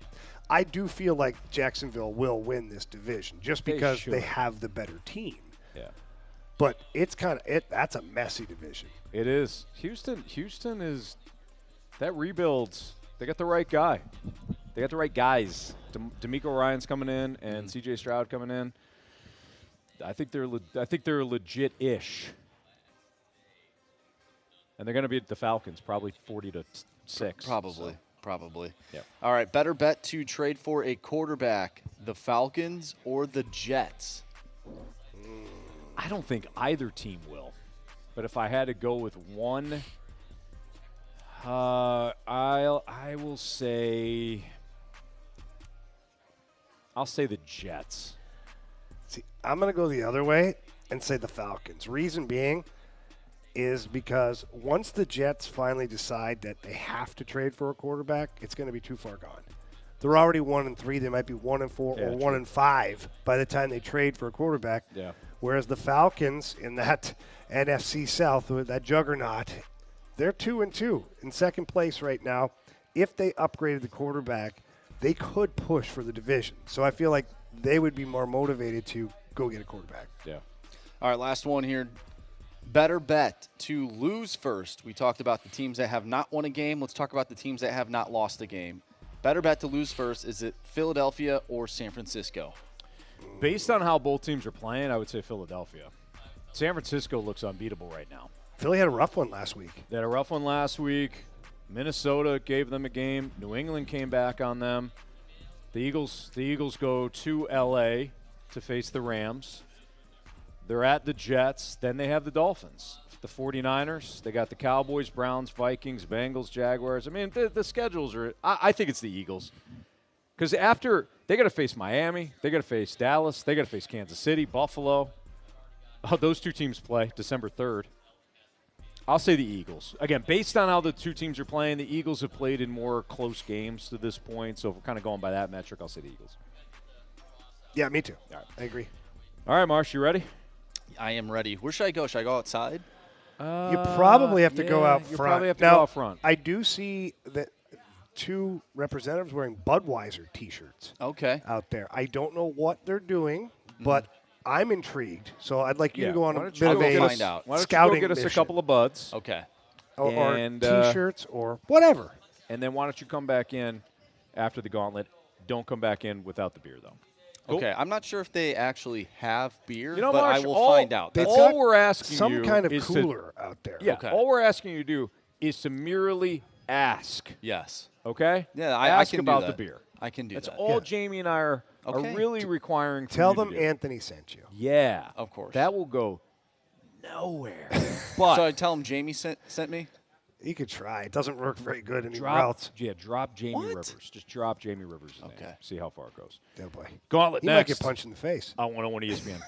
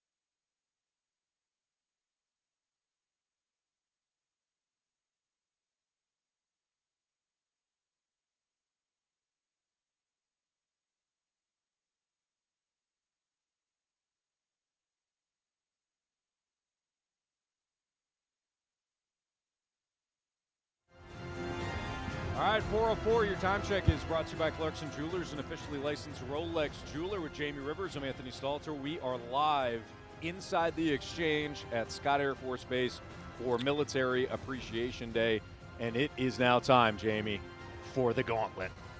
And this is a special gauntlet because Sean, who joins us right now, is up for a gauntlet trophy. Sean, how are you? Big deal. Doing well. Wow, Sean, you seem locked in today. Are you locked in? You know, I think we're going to be okay. Oh, okay. All right. All right. Marsh has already walked outside. So he's prepared. He's good. He's outside. So we're good to go. Why don't you go ahead and tell Bradford to spin that wheel? All right, Bradford, spin that wheel. What are you hoping for, Sean? I'm hoping baseball, or I think it'd be kind of funny if I got random again, honestly. Okay. Bradford? Every time I set foot in the studio, guys, I kid you not, it's hockey. We're slinging the pucks again. Okay. Okay. Sean, how do you feel? I'll lace him up right now with Jamie. Let's go. Oh, wow. Oh, hey, goodness. whoa. Well, you already beat Jamie in football yesterday, so leave Jamie alone for The 2 weeks. body's already cold. Yeah. All right, Sean, here we go. Whole same team. Okay. All right. Question number 1. Cole Sillinger, is that how you say that? Yes. Cole Sillinger, son of Mike Sillinger, currently plays for which NHL team? Ooh, son of Mike Sillinger. Let's take the options on that one. Arizona Coyotes, Columbus Blue Jackets, Nashville Predators. Columbus Blue Jackets, final answer. All right, Sean. Question number 2. Linus Ullmark won last year's Vezina Trophy. Which team did Ullmark start his NHL career with? Who did he start his career with?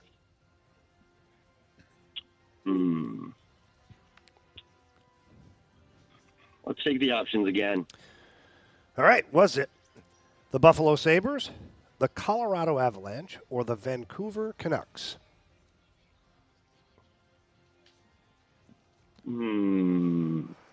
Still Buffalo Sabres, final answer. All right, Sean, question number 3. What team was the last to win 3 consecutive Stanley Cups? Which team was the last to win 3 consecutive Stanley Cups?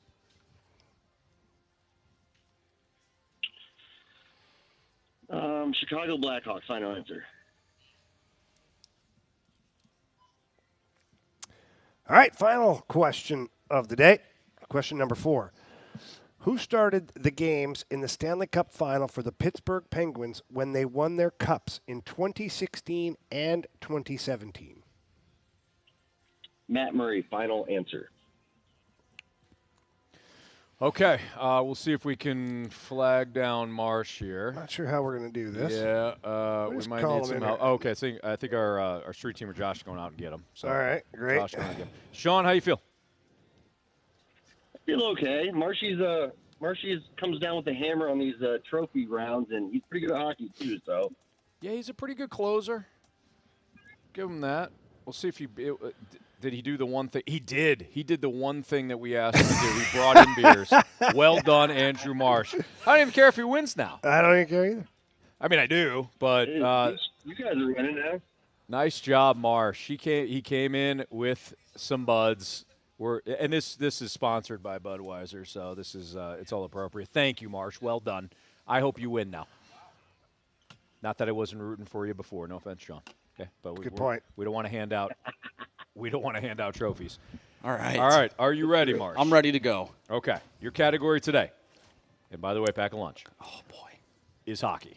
Ooh. Okay. You ready? I'm ready. Question number 1. Cole Sillinger, son of Mike Sillinger, currently plays for which NHL team? Ooh. Oh, my goodness. They're going to ask what college he went to because he went to Bemidji State. I I didn't know that was a college. It is. Oh, no. David Backus went there. Did it? Yes, he I did. feel like it's an Eastern Conference team. I'm going to need the options, though. Arizona Coyotes, Columbus Blue Jackets, Mm-hmm. Nashville Predators. I think it's Columbus. Final answer. All right, Marshy Marsh. Linus Ullmark won last year's Vezina Trophy. Which team did Ullmark start his NHL career with? Wow, I have no clue.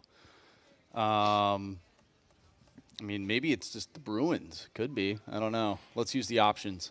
Was it the Buffalo Sabres, the Colorado Avalanche, or the Vancouver Canucks? I think it might be Buffalo. Let's go Buffalo. Final answer. Question 3, Marsh. What was the last? What team? What team was the last to win 3 consecutive Stanley Cups? What team was the last to win 3 consecutive Stanley Cups? Wow, was it the Islanders? They won 4, I think. I know there's a lot of teams that won 2 in a row, but I think the Islanders might have been the last one to do it. Oh, man. Let's go Islanders. Final answer. Grant wrote these questions. He's a Long Island guy. Ooh. Got to play that into consideration. Grant was fired. Somebody else did these questions. Last question, Marshy. Who started the games in the Stanley Cup final for the Pittsburgh Penguins when they won their cups in 2016 and 2017? Who started in net? Correct. That would be Matt Murray. Matt Murray was their goaltender. Final answer. All right. Oh, boy. This wound up being a pretty good fight. Sean versus Marsh. Sean with a gauntlet trophy on the line. Here we go. We're going to go with question 1 here. Cole Sillinger, son of Mike Sillinger, currently plays for which NHL team? Sean, you said the Blue Jackets. Marsh, you said the Blue Jackets. Correct answer is? Well, he just scored against your St. Louis Blues the other night, the Columbus Blue Jackets. But both of you needed the options on that. So 1-1 tie between Sean and Marsh. Linus Ullmark won last year's Vezina Trophy. Which team did Ullmark start his NHL career with? Sean, you said the Sabres. Marsh, you said the Sabres. Correct answer is? The old Buffaloes. But both of you needed the options again. 2-2 tie between Sean and Marsh. We've got a battle. Who started the game? Who started the games in the Stanley Cup final for the Pittsburgh Penguins when they won their cups in 2016 and 2017? So who started in net? Who started in net? Stanley Cup final for the Penguins when they won their cups in 2016 and 2017. Marsh, you said Matt Murray. Sean, you said Matt Murray.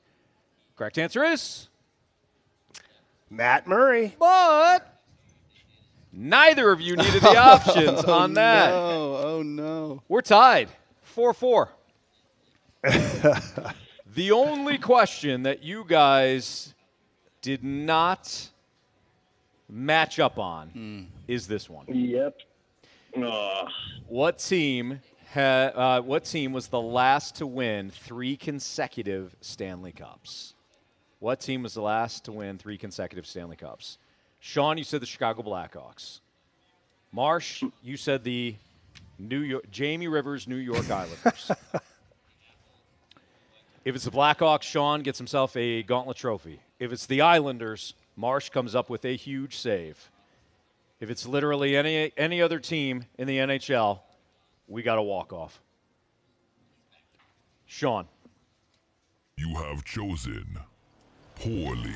It was the Islanders, 4 in a row in the early 80s. Marsh with 6, Sean with 4. It was an epic gauntlet finale. Sean, you came up just short, man.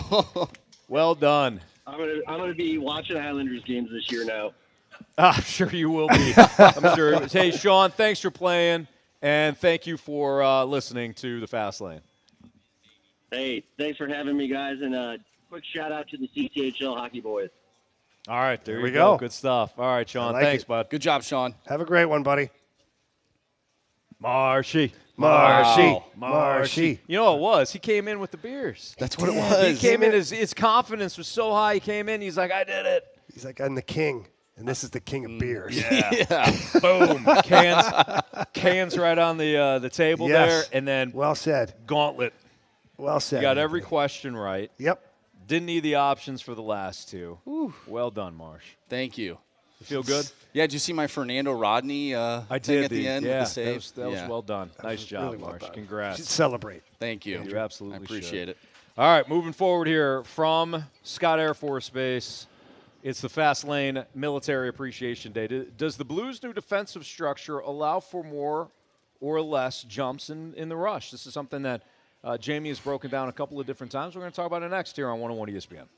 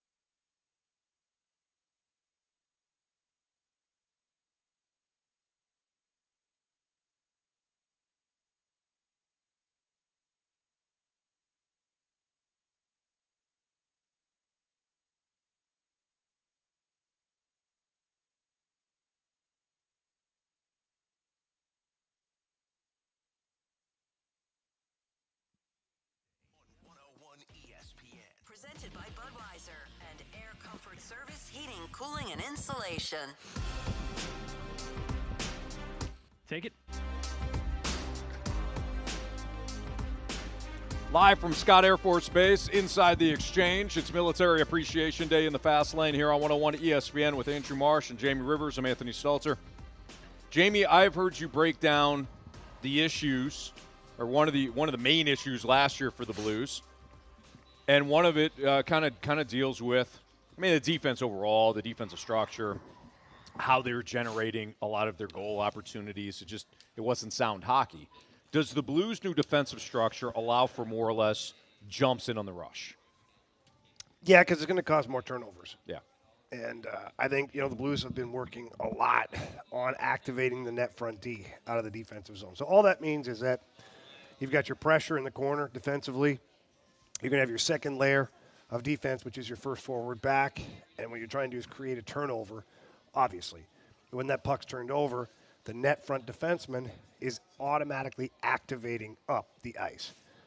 So now you'll have a forward in a defense down in your corner, so the forward will obviously turn and get on offense, but it activates the net front D to be a part of that next wave of offense. But he's got to kind of stay until a certain point. Well, you have correct? to have control of the puck. Yeah, all right. You know, Makes sense. Yeah, I mean, you're not just going to take off and hope, because then you end up in the same bucket as last year, to where you've got nobody standing in front of the net, and that's not good. And Bennington stinks. Yeah, Bennington stinks. Yeah, there's a 'cause, one-on-one they had 7 opportunity. shots on him with nobody around.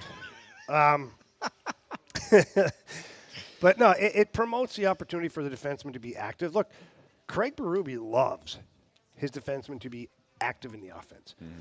When they're active in the offense, what it does, it promotes better gap controls too.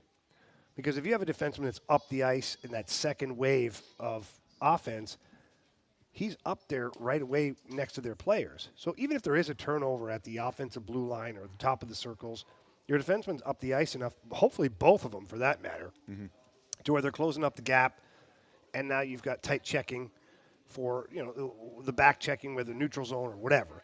When you have problems as a team defensively, and when you have bad gaps, when your defensemen don't activate, and we saw that a lot last year, and it wasn't because the Blues didn't want to play offense. It's the way they were generating their offense was a one pass out of the defensive zone, 3 guys flying down the ice, ripping a shot, missing, and it comes right back. Yeah. So what that does, it makes the defenseman slow down getting up the ice. Because if they go full bore, and then the puck's turned over, and that team's coming at 100 miles an hour, you're screwed. They're chipping the puck past you, and they're going off on the offense, and then that's when you end up with all your outnumbered situations. Yeah. So the Blues had to, at times, play more cautious with their defensemen joining the rush. I don't like that way of playing. It created terrible gaps, and it gave other teams a lot of team speed, and it created a situation to where the Blues defensemen weren't able to hold the blue line. When you're giving up the lines, and all that means is you're backing off the far blue line. You gave it up. The other team got it. You're backing up past center ice. You gave up the center ice line. Then you give up your blue line. You're giving up the lines, which means the other team now is creating momentum with their offense. Yeah. They're generating speed, team speed. So this way here, if your players can get up in the play and be a part of it, it doesn't give the opposition a whole lot of time and space if there is a turnover. So their new system, too, is taking away the middle of the ice. And we talked about last year, how many times the Blues turned the puck over through the middle of the ice? A lot. Yeah. The hope plays. Well, other teams are wired very similarly, too, at times. Sometimes it feels like you have a false sense of success, meaning like you're going to, I can make this pass. I can get over there. Even those 3 guys standing in the middle of the ice, you know, sometimes we get blurred with our thought process. Yeah. So the Blues being able the Blues being able to patrol the middle of the ice, knocking down pucks, good sticks, good bodies, that creates a turnover. And Craig Berube wants his guys, as soon as there's a turnover, you're headed north. Get up the ice. He doesn't want that east, west, regroup 12 times. No, he wants to get up the ice, get into the offensive zone, and get to work. Yeah. It may not be pretty all the time. It may be a chip into the corner, and your other forwards are slashing through, going to get the puck down low, and going to forecheck and play physical, puck possession. But either way, he wants everybody to be going north. We get a question from the 314. Jamie, you make this sound so easy. Why don't the Blues do what you're saying? Well, they will be, and they're trying. You can't forget, too, that they're playing against really good players and really good teams and really good coaching staffs on other teams that are purposely there to disrupt what you're doing or to break it. It's no different than an NFL game where you have a top-ranking offensive team. Well, what's Bill Belichick trying to do? Trying to make the quarterback throw left-handed, right? Yeah. And even though it's a great quarterback with a great offense, a great offensive coordinator, how many of those teams went down because Bill Belichick figured out how to screw it up for them? Yeah. It's no different in the NHL. You got a good system where you're taking away the middle of the ice. You got a good system to where you're activating defensemen. You'll have other teams now that what they'll try and do, limit turnovers, limit the high-risk plays. Keep it down in the trenches. Basically play Blues hockey against the Blues.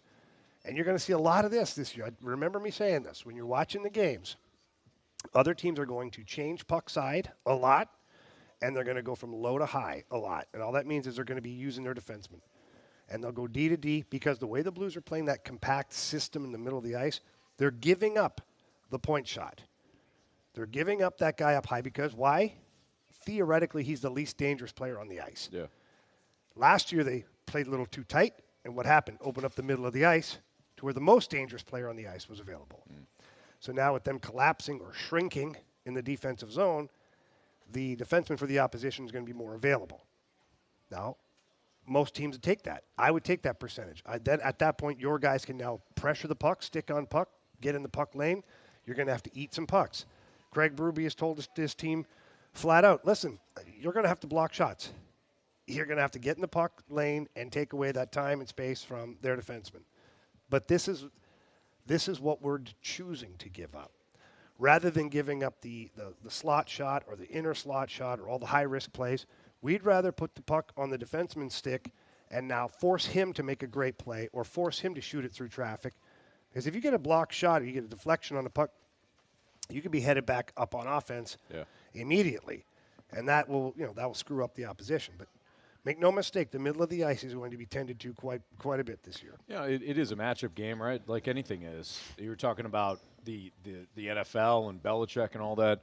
There are just certain defenses that match up well with certain offenses, even though that offense might be high-powered. I think about Sean McVay's Rams offense against Brian Flores' defense. You know, Flores is now the DC for the Vikings. When he was the DC for the Patriots, they shut down the Rams. Why? Because they knew flat out that the Rams didn't have enough protection. They could send enough guys and make Jared Goff's day miserable. When the Dolphins played I think it was the Rams. Flores was the head coach of the Dolphins. He's haunting his miserable dreams. day. Miserable day for the Rams because he just knew the system. So when you're talking about, why don't the Rams get, or I'm sorry, why don't the Blues get it? What's different? Sometimes you just meet your match. But Jamie, to your point, if you're consistent over the course of your 82 games, more times than not, if you play it the right way, you're going to come out okay. Yeah, and look at it. The sole focus for the Blues this year is just not giving up those grade A scoring opportunities. You're going to give up opportunities. There's going to be shots on goal. But if you can limit the damage by not giving away the high danger stuff, that just increases your percentages of making the play defensively and then hopefully going to play offense against the other team. Sure. That's Jamie Rivers, Andrew Marsh, Anthony Stalter. It's Military Appreciation Day here in the Fast Lane on 101 ESPN. We're live from Scott Air Force Base, and we're going to talk to Colonel John D. Poole next here on 101 ESPN.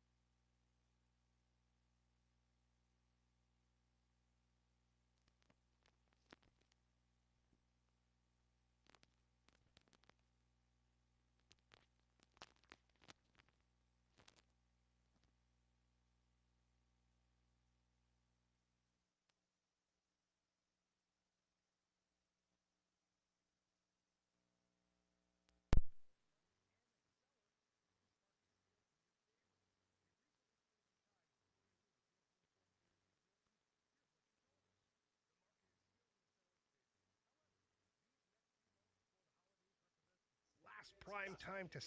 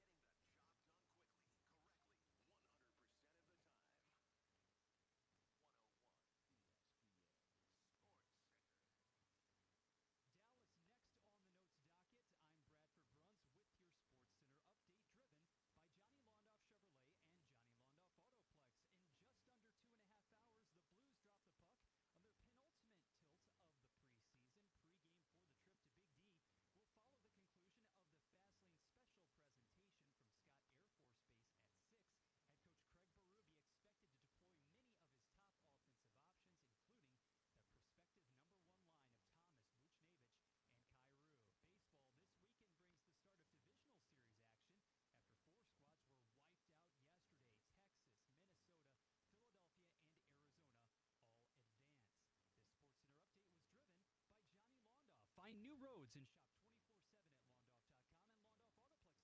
LondoFautoplex.com. Are you kidding me? You're in the fast lane on 101 ESPN, live from Military Appreciation Day at Scott Air Force Base. Presented by Budweiser and Air Comfort Service Heating, Cooling, and Insulation.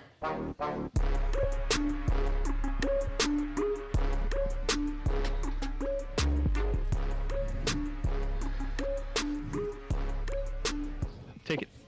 It's a fast lane on 101 ESPN. It's our live Military Appreciation Day right here at Scott Air Force Base. We're inside the exchange. And one of our favorite things to do, we just talked to Colonel Willie Cooper earlier. We're going to talk to Colonel John Poole right now. We love getting a chance, Colonel, to chat with the people that make this incredible base go, and I know that you're a part of that, big part of that, Colonel. But one thing I wanted to ask you, I was doing some research. You're a Texas A&M guy? I am. Texas A&M grad, class 2000. Oh, baby. So we're having a good year right now. Johnny, how do you feel about your Aggies? So I appreciate that we are no longer rated. I think that gives us a little bit of pressure to perform. So I appreciate that. Defense is doing great. That's come a long way since about week 2. Yeah. I'd say after the Miami game, inside the fence, there was a lot of discussion about maybe 6-6 and let's just roll the Johnny Manziel clips and get off of it. I feel like it's come together, and we're really ready for Alabama this weekend, so that'll be. That's a huge test for you guys. Yeah, no doubt. I mean, Alabama's always a juggernaut. This year, maybe not as much as other years, but don't sleep on them. No, no matter what, it could get ugly if you're not careful. Well, and I mean that's really the whole SEC West, right? I mean that whole schedule is a buzzsaw. So definitely. Yeah. Were you swept up in the Johnny Manziel craze? It was a great time to be an Aggie. Were you on campus, or did you just appreciate from afar? From afar. Yeah. So we got to see him play in Auburn because we were stationed at Maxwell Air Force Base, which is in Montgomery, Alabama. Sure. So we got to go over, do the whole tailgate thing, see the game, see him put up a zillion points on Auburn, which was nice. Had an opportunity to get tickets to Tuscaloosa the next week, but it's like, well, I mean, saw him do that. Yeah. Alabama's gonna be a tough game, maybe not so much. And then you see what happens on TV. Put him in there. Oh, so mad at myself. It's good season so far. Watching that documentary, that Untold on Johnny Manziel. It's incredible. If you haven't seen it, I have not seen it. It's so much to digest. It was wild to see behind the scenes. for his life personally. Yeah. But it was also pretty wild to see just what happened to Texas A&M, like the Manziel factor. Oh, yeah. Well, so and then the entry into the SEC at the same time. Yeah, right? true. And so I will say that it has changed. It is a much different, Kyle Field is a much different place. That entire campus is a much different place now. Now that the SEC is a factor, and so I got to do a flyover last year for the Miami game. So the same thing, we do a 2-ship C-130 flyover right for the anthem at the pregame. We land, they bring us in, we get to be on field at halftime, wave the jumbotron and all of that, and just to see how much the campus, the organization, all of it has changed as since entering the SEC is just night and day difference. Oh, I'm sure, absolutely. And you mentioned that Alabama game that Johnny, they beat Johnny. That won him the Heisman right there in that moment. It did, and he talked. We won't spoil anything for you if you do get a chance to watch the documentary, which is on Netflix. He talks about coming out of the almost like to the team bus, and normally goes right to his parents. He couldn't find them because there's so many Aggies fans, so many people, and he said that is when everything changed for him. Yep. And then it almost kind of it in some ways it led to his demise. It got him a Heisman and all this, but it also kind of led to his demise too. Yeah, flew too close to the sun. It did, absolutely. Yeah. We're talking to Colonel John Poole here, right here at Scott Air Force Base. It's a Fast Lane on 101 ESPN. I imagine with the way you talk about the SEC, college football is number one for you. So do you have a number one love? So I think probably baseball. Okay, has been growing up, right? Rangers, Astros. Okay, so from the Houston area. Yeah, okay, great. Yeah. So the '86 Astros. That's your team. That's probably like the first professional team that like 8-year-old me fell in love with. That's a heck of a team. Mike Scott, Nolan Ryan. Yeah. Who has that level of pitching? Right.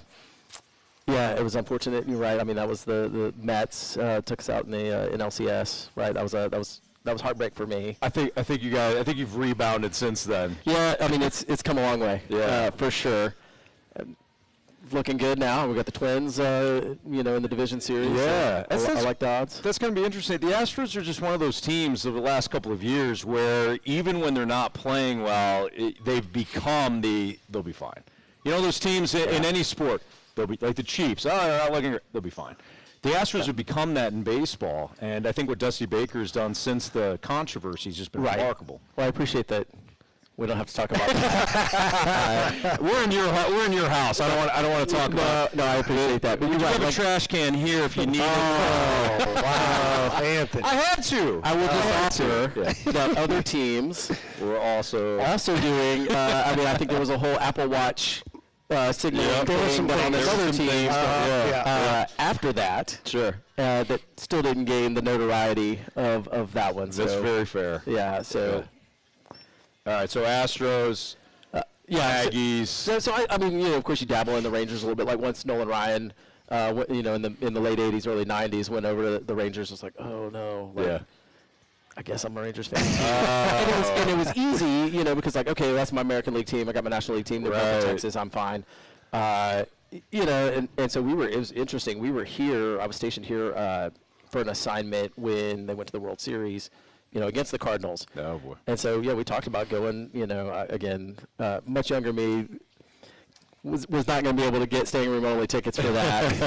And then after the whole David Freese thing, I appreciate that I wasn't there to see it. That was heartbreaking for sure. Back-to-back rough ones there for the Rangers. It was. And then, like you said, the Astros having this kind of franchise look. Mm-hmm. I don't want to say dynasty, but they're built to last over multiple years versus those Rangers, right? Immediate fire sale. Yeah, two and done. Yeah, and then they were not competitive for a long time after that. Yeah, right? They were knocking on the door. All right, so Houston Texans, Dallas Cowboys. Stay away. No, so I grew up an Oilers fan. Okay. Right. Warren Moon, baby. That's So Earl Campbell, Warren Moon. The golden era of the run and shoot, right? So Warren Moon. Ernest Givens, Haywood Jeffries, Curtis Duncan, and Drew Hill, right? That was the team. So I knew the electric slide, sometimes from Ernest Givens, right? That's what we did in the yard growing up as kids. They had awesome uniforms too. They did. It was great. And then I won't say the betrayal to go to Tennessee. Oh yeah, that was brutal. Yeah, it was. Well, and so like, you know, after, what was it, I don't know, 93, 94, after they got really close and then it didn't happen, they you know, fire sale, traded everybody, and then that team imploded. And so it was painful to watch at that point. But because of how that was done, I had no interest in following the team to Tennessee. Sure. On the Adams family adventure there. You're speaking to a lot of people that suffered this similar fate to the Rams fans. So yeah, it was certainly a tough time. And at that point, then you know you kind of become this free agent of like, well, then any team like. Again, wasn't going to jump on the Cowboys bandwagon, but just because of like all the rivalry up to that point, and then that was an interesting time in football because that was very early on in Drew Bledsoe. Right, had just started with the Patriots and putting up 400 yards a game, had very much the run and shoot feel. Buffalo, Jim Kelly and the K-Gun offense, amazing. But again, that was at a time when you know they were about to all you just mentioned my two favorite offense, like the K-Gun offense, Marv Levy's K-Gun offense, and the run and shoot. My two favorite offenses. Certainly two of the most exciting to watch. Yes. I was able to kind of resolve like my Jim Kelly feelings because he had played for the Houston Gamblers, right? Oh, that's right. And so like there was there was this like you know hometown feel to it, and then well through there, and it was Jack Pardee was the coach, right, for the Gamblers, and then University of Houston, and then so like I remember again me and my cousins on cable access watching the Jack Pardee show. That's incredible. Yeah. So anyways, I became a Patriots fan, but I came by it honestly. My wife hates that I still have a Drew Bledsoe jersey up in the closet. So what's funny is I see where you got there. What's funny is Drew Bledsoe is actually the reason I became a Patriots fan. Really? So, okay. Born and raised in Ottawa, Canada. Come down and get drafted, play in the NHL down in the United States. I get traded to the Boston Bruins, and Drew Bledsoe is a big hockey fan. And so we came out after a game, and Drew Bledsoe had brought a handful of guys to the game with him and wanted to come down to the locker room and meet the guys after the game. So we're like, this is great, Drew Bledsoe. I mean, holy crap, you know, this is unbelievable. Yeah. So they come in, he's a monster of a man. Like, you don't realize how big these guys are. And lo and behold, one of the guys that he had brought to the game with him was Tom Brady. Wow. And Tom Brady is sitting there, and that's the year that Drew Bledsoe gets injured. Yeah. Now Tom Brady takes over. I'm playing for the Bruins. The Patriots are going to the Super Bowl, so they kind of became our team because when they won it, they invited us to a bunch of Super Bowl parties and stuff after. That's cool. So I jumped on the bandwagon because I didn't really have a team from Canada. We didn't have anybody to cheer for. Yeah. So I became a Patriots fan, and then more so probably a Tom Brady fan, just watching him play. Yeah. And then I followed him like you did, like Nolan Ryan. Yeah. I followed Tom to Tampa and became a Bucs fan. So it's similar things going on. No, absolutely. But you mentioned it's funny you mentioned the run and shoot. So I was telling Colonel Cooper that his dad's a diehard Falcons fan because he's from Atlanta. I love the way he just looked there too. It's like somebody died. Like Anthony's also a Falcons fan. I'm a diehard Falcons fan because of Dion. But you bring up the run and shoot. So when June Jones was the coach of the Falcons and he had Jeff George, they ran the run and shoot, and it was amazing. They would always they'd lose 56 to 57 because of course the defense was on the field the entire time. But like I just loved watching that offense. But I'm glad Buffalo had at least some success with the K-Gun. I mean, 4 Super Bowl. I don't care if you look. Nobody's going to 4 Super Bowls. So you got to look at it as like AFC champions 4 years in a row. That's true. That's not the way the Bills are looking at it. Although part of me, like now, you know, these Bills, like I am conflicted. You know, you want them to kind of put the past behind them and move forward, but at the same time, it's like if Jim Kelly couldn't do it, like I don't know that these guys. Yeah, that's a good call. I don't care how good Josh Allen is. Colonel, before we let you go, we do want to, since it's Military Appreciation Day, want to ask you about what you do. Can you teach us about what you do here on base? What I do on base. So it's probably a convoluted question. You probably do a million things. Yeah, it's like how much time do you have? Yeah, right. So I get to lead an amazing team, right? I've got about 3,000 airmen, and like you said, from Colonel Cooper, right? Like this is a small city. What it really is this. I would offer like this is the flagship or the nerve center of like global logistics for the Department of Defense, right? So we provide the infrastructure or the platform, if you will, that these other entities operate from. So we have all 35 mission partners that have global missions that operate from our location.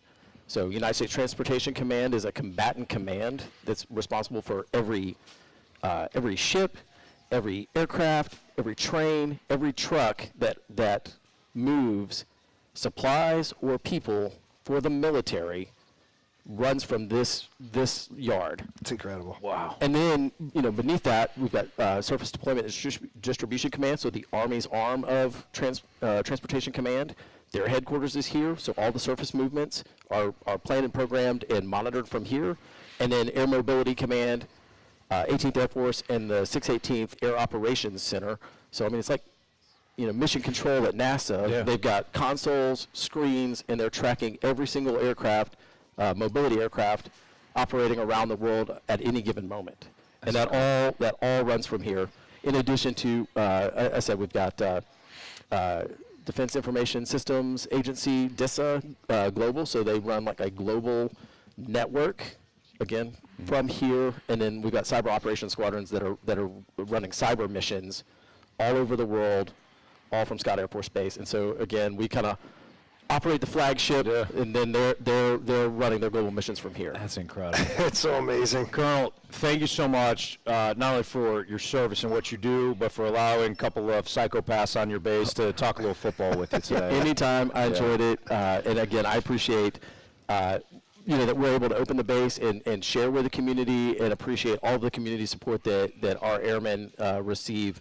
It's second to none as far as the community support. So again, my hat's off and my heart's full. So I appreciate it. Oh, it's our pleasure. Thank you, Colonel. So yes, thank you. That's Colonel John D. Poole. Hey, we had a blast, Colonel. We'll continue our live broadcast here from Scott Air Force Base. It's fascinating on 101 ESPN.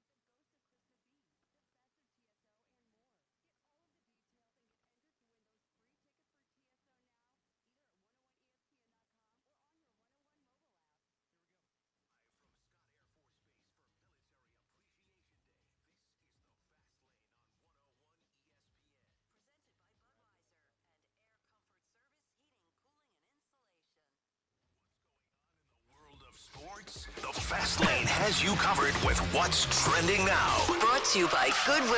Donate to Goodwill and get a Lion's Choice sandwich coupon.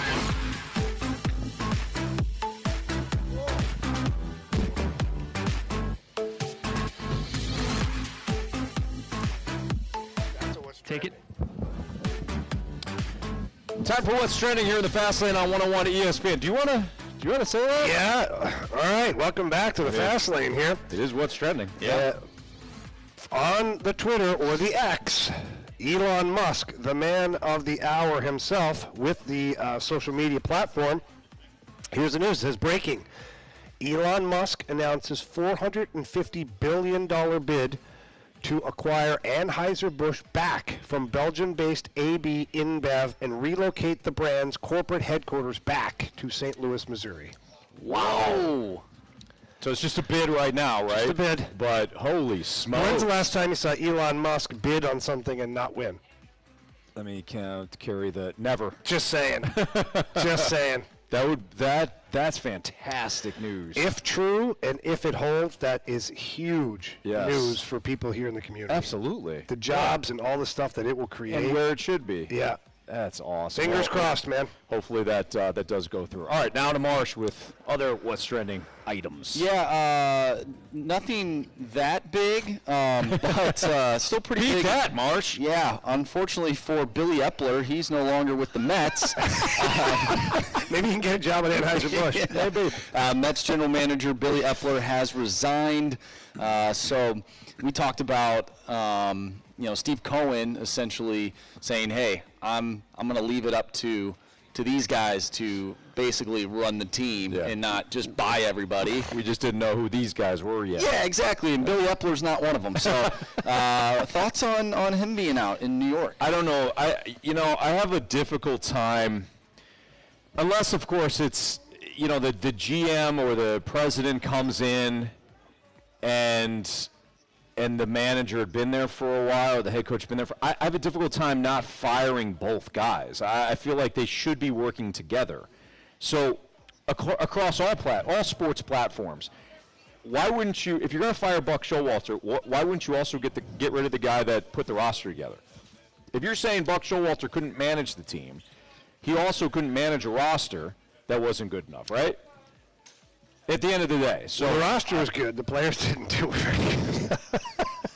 I don't think that all goes. I think they're kind of linked. I think they're in all sports. Yeah, we have seen Army do incredible things with Coach Berube. Now, of course, Army wasn't let go, so it kind of just blows up my point here. Yeah. But Army and Chief, when they got together to form that perfect partnership, and they don't always agree, and they have that competitive, they have that great balance together.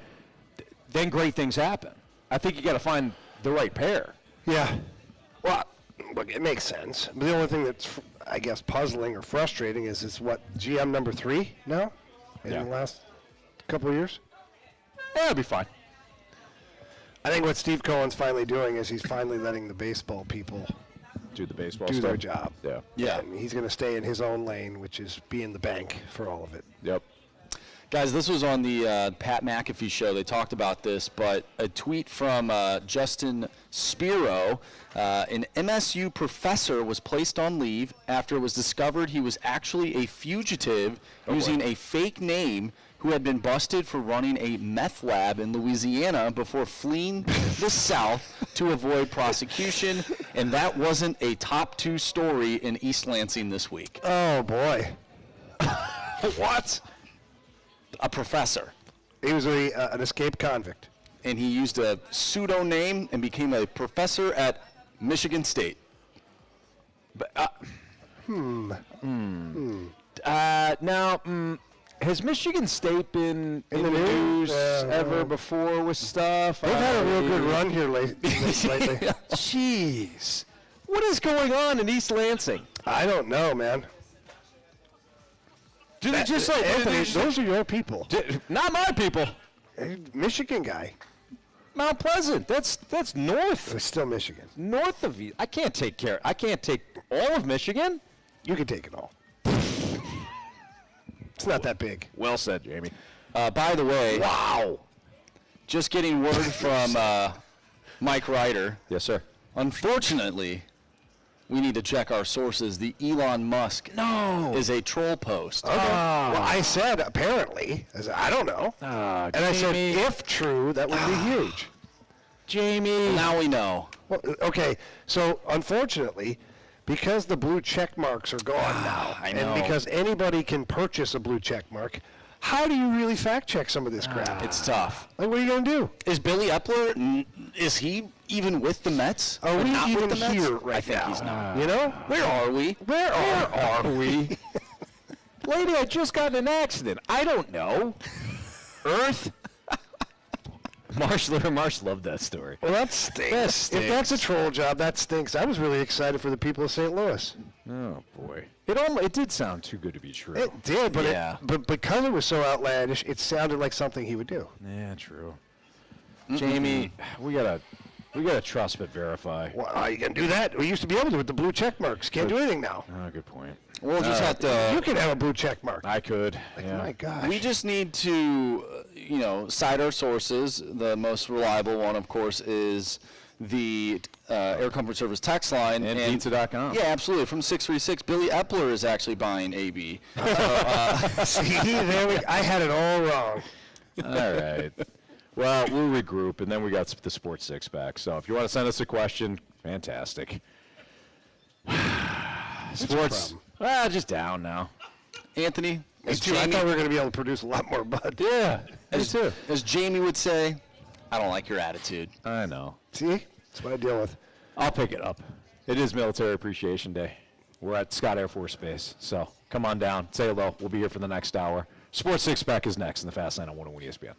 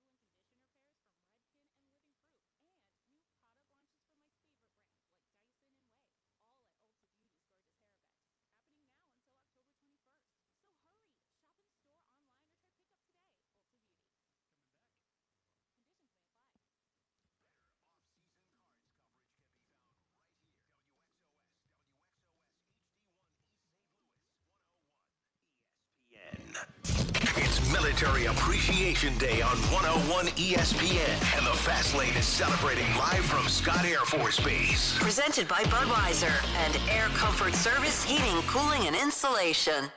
I have a question. It's time for the Fast Lane to answer your sports questions. I want to ask you a bunch of questions. I want to have them answered immediately. Asking me all these weird questions. Answer the question. Answer the question. Answer me! The Sports Six-Pack is refreshed by Maggie O'Brien's, your go-to Irish pub in St. Louis for over 42 years. Take it.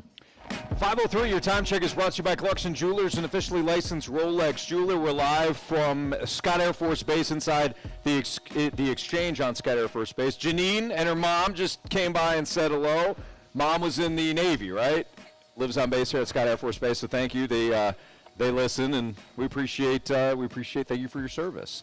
So we love being out here, and we love everybody stopping by and saying hello. We're out here until 6 o'clock, so like Janine and Mom, come on out and say hello as well. All right, Sports Six-Pack. Question 1, please. Question number 1. All right, guys, from the 314, question from a retired E7 in the U.S. Coast Guard. Why can't I get you on board with the Cards getting Ohtani as the Big Mac factor, then in 2025 getting competitive pitching? I'd be on board with it. Yeah, we're on board. Yeah. I mean, I've been saying it for 2 years now. You win. Yeah, we're on. We're on board. Yeah, we'll take that left-handed power bat and then the ace for your rotation after he gets healthy. Yeah, if you're telling me that you need us to get on board to sign Shohei Ohtani, we're in. Oh, yeah, we just got a delivery here. We did get a delivery. Oh, wow. Yeah. Elon Musk was listening Thank you so and sent us some Budweiser, King of Beers. Yeah. Thank you, guys. Thank you. We just got some Yes. some buds. Yeah, we did. Thank Just you. in time for Thursday Night Football. It's going to make that game feel a lot better. Oh, yeah. Budweiser, the king of beers. It sure is, Anthony. Especially when the Thursday Night Football matchup is crap. It's 33-33. Yeah. No, it's not. No big deal. Question 2, please. Question number 2. All right, this one is from timing. It's amazing. This one's from Thanks Dad, so you know this one's going to be interesting. When the MLS uses the influx of messy money to get rid of AstroTurf pitches, do you think the Dome could buy it used? What? You want the Dome to buy up the... Doty thought it was funny. They want the Dome to buy up the newer turf? Yeah, the used turf. So when the pitches for MLS, when they move away from the turf, do you think the Dome could buy it used? I'm sure they'll try. They might buy just several different kinds. Yes, and patch it together. Yeah. Doty's about to fall out of his chair. Doty's our engineer. Thank you, Doty. Doty's been working through technical difficulties all day. Doty's also the engineer for the Rams, and he's been the engineer for the Rams for a very long time. Do you remember when the turf caught on fire, Doty? So that was a game where they had the pyrotechnics going when the players are coming out, and the damn field caught on fire and caused the delay. I think they were sending a message. You can't make this stuff up. When did this happen? It happened. It might have been the final year they were here. It was definitely when things were starting to trend. I think it was the final year. Yeah. Yep. People were like, delay. "Oh yeah." Well, do you remember when they had concrete around the? Oh yeah. Reggie Bush. Reggie Bush got hurt. Yeah, you know what? Not great. I love the Dome, especially when you sit up in the 400 section. Oh, it's got character, Marsh. Absolutely, you have to sit up. I'm not much of a Dome guy. No. Nah. Okay. I'd like to go without the Dome. That's surprising. Open air. Open air. Yeah. Open that thing up. Yeah. Let it breathe. Yeah. Question 3, please. Question number 3. From the 314, you can't ask Kerry this because we know his answer, but besides the 2 Super Bowls he got early on in Mike Tomlin. Let me just reread this question. Please. Okay, from the 314, we can't ask Kerry this because we know his answer, but besides the 2 Super Bowls he got early on, is Mike Tomlin basically Jeff Fisher? Oh, No, are you kidding me? This is a question on our text line. First of all, Mike Tomlin does not have a losing season. I don't. Jeff Fisher barely has losing seasons, right? The old 8 and 9. Or? Jeff Fisher wishes he was Mike Tomlin from a coaching standpoint. Absolutely, from probably every standpoint, to be honest. Mike Tomlin's a pretty stand-up dude. And what did you say, Dave, if we don't include those 2 Super Bowl appearances? Really? What? Why are you staring at me? 7 and 9. Bull. That's unbelievable. Mike Tomlin has never had a losing season. Yeah, he's overrated. No, the answer is no. They're not the same. Why would you not ask Kerry this question? Kerry would have killed this guy. I mean, it literally said, we know Kerry's answer. His head would have went. Are you kidding me? I love when Kerry gets, like, really upset. Oh, yeah, and he will. It's great. Yeah. It's like, it might be better than Ranthony, to be honest. Wow, okay. Jeez. Take that, Anthony. Well, no, that's not a shot. Well, it kind of is. A little bit. No, not really. A little bit. It's a huge shot. I think, whatever. Man, if I had feelings, Marsh, you would have heard him there. Well, I'm sorry that you feel that way. Question number 4, please. Mike Tomlin. Question number 4. All right, this one is from Justin. I wonder what Paul Goldschmidt is thinking about seeing the Diamondbacks moving forward in the playoffs. How do you think he feels about that? I was thinking about this 2 days ago. How long has he been here? I don't know. How long? Since, what, 2018? 18? And this is the first time the Diamondbacks have even made the playoffs until But they're going to the second round. Yeah. Yeah, they beat the Brewers. Oh. Everybody could beat the Brewers, apparently. I mean, He's not fine wrong. with it. Seems to like St. Louis. He's fine. Well, I think he's fine with it, but I bet he's irritated a little bit. Whenever you leave a team, no matter what, you want to see them just absolutely go down in flames. You needed me. Yeah. Until you retire, and then you go back, and you're like... It's kind of like that relationship that you're in, and whether it's the guy or the girl, whatever, like when you leave, you want them to be like, well, I don't want them to be able to thrive without me. You want them to do bad and miss you and all this stuff. And then when they don't, you're like, what? How? Was it me? The one-stop shop for all military, and it's really a great, business. But it's more about the community. It's more about what we do for the families. Sure. I've had the pleasure of deploying downrange with the exchange to bring that slice of home to the military members and to the airmen down there, and it's just it's a feeling that you'll never forget. Yeah. And I'm a military brat myself, so born and raised in Fort Campbell in that area, and it was just, I've always been a part of the exchange too. I've been working at 18 years, and this is just kind of, I'm a military brat and an exchange brat too. So You're home. Yep. So I love it. Where are you from originally? So I call myself a military brat, but I graduated high school in Fort Campbell. Okay. So that area, so I So call it is your Tennessee. place, Gotcha. All right, so How long have you been here in this area? So I moved here in 21. Okay. Yeah, March of 21. So it's pretty fresh then still. Oh yeah. I've been lucky in my career because a lot of people get stationed in different bases where not big cities around it, right? And every place that I've been to Indianapolis, or I'm here at St. Louis, right? So I get a little bit of a city vibe around me, so That's it's cool. a lot of fun. All right, so we've been asking our guests each hour here, what are your teams? Yeah. Big football guy, Anthony. Yeah. Big football guy. So who's your team? Well, I'm a Patriots fan. Patriots It's fans Patriots, today. Yeah, a couple guys. I knew everybody was smart over here. I told Colonel Poole he was going to steal my thunder right off the bat. But luckily enough, he didn't make any 28-3 jokes because I heard you're a Falcons fan. Oh, we had one of those earlier today, by the way. Okay. Yeah, Anthony did it to himself earlier today, actually. I find that if I stab myself, it doesn't hurt as much as if somebody stabs me. So I just get it over with. Well, I do want to say thank you to all the Cowboys fans out there in the world, because at least Mac Jones might be done. I hope. So the Cowboys may have broke him finally. Is Hopefully. What you're saying. Ah, man, yeah, yeah. it's been rough.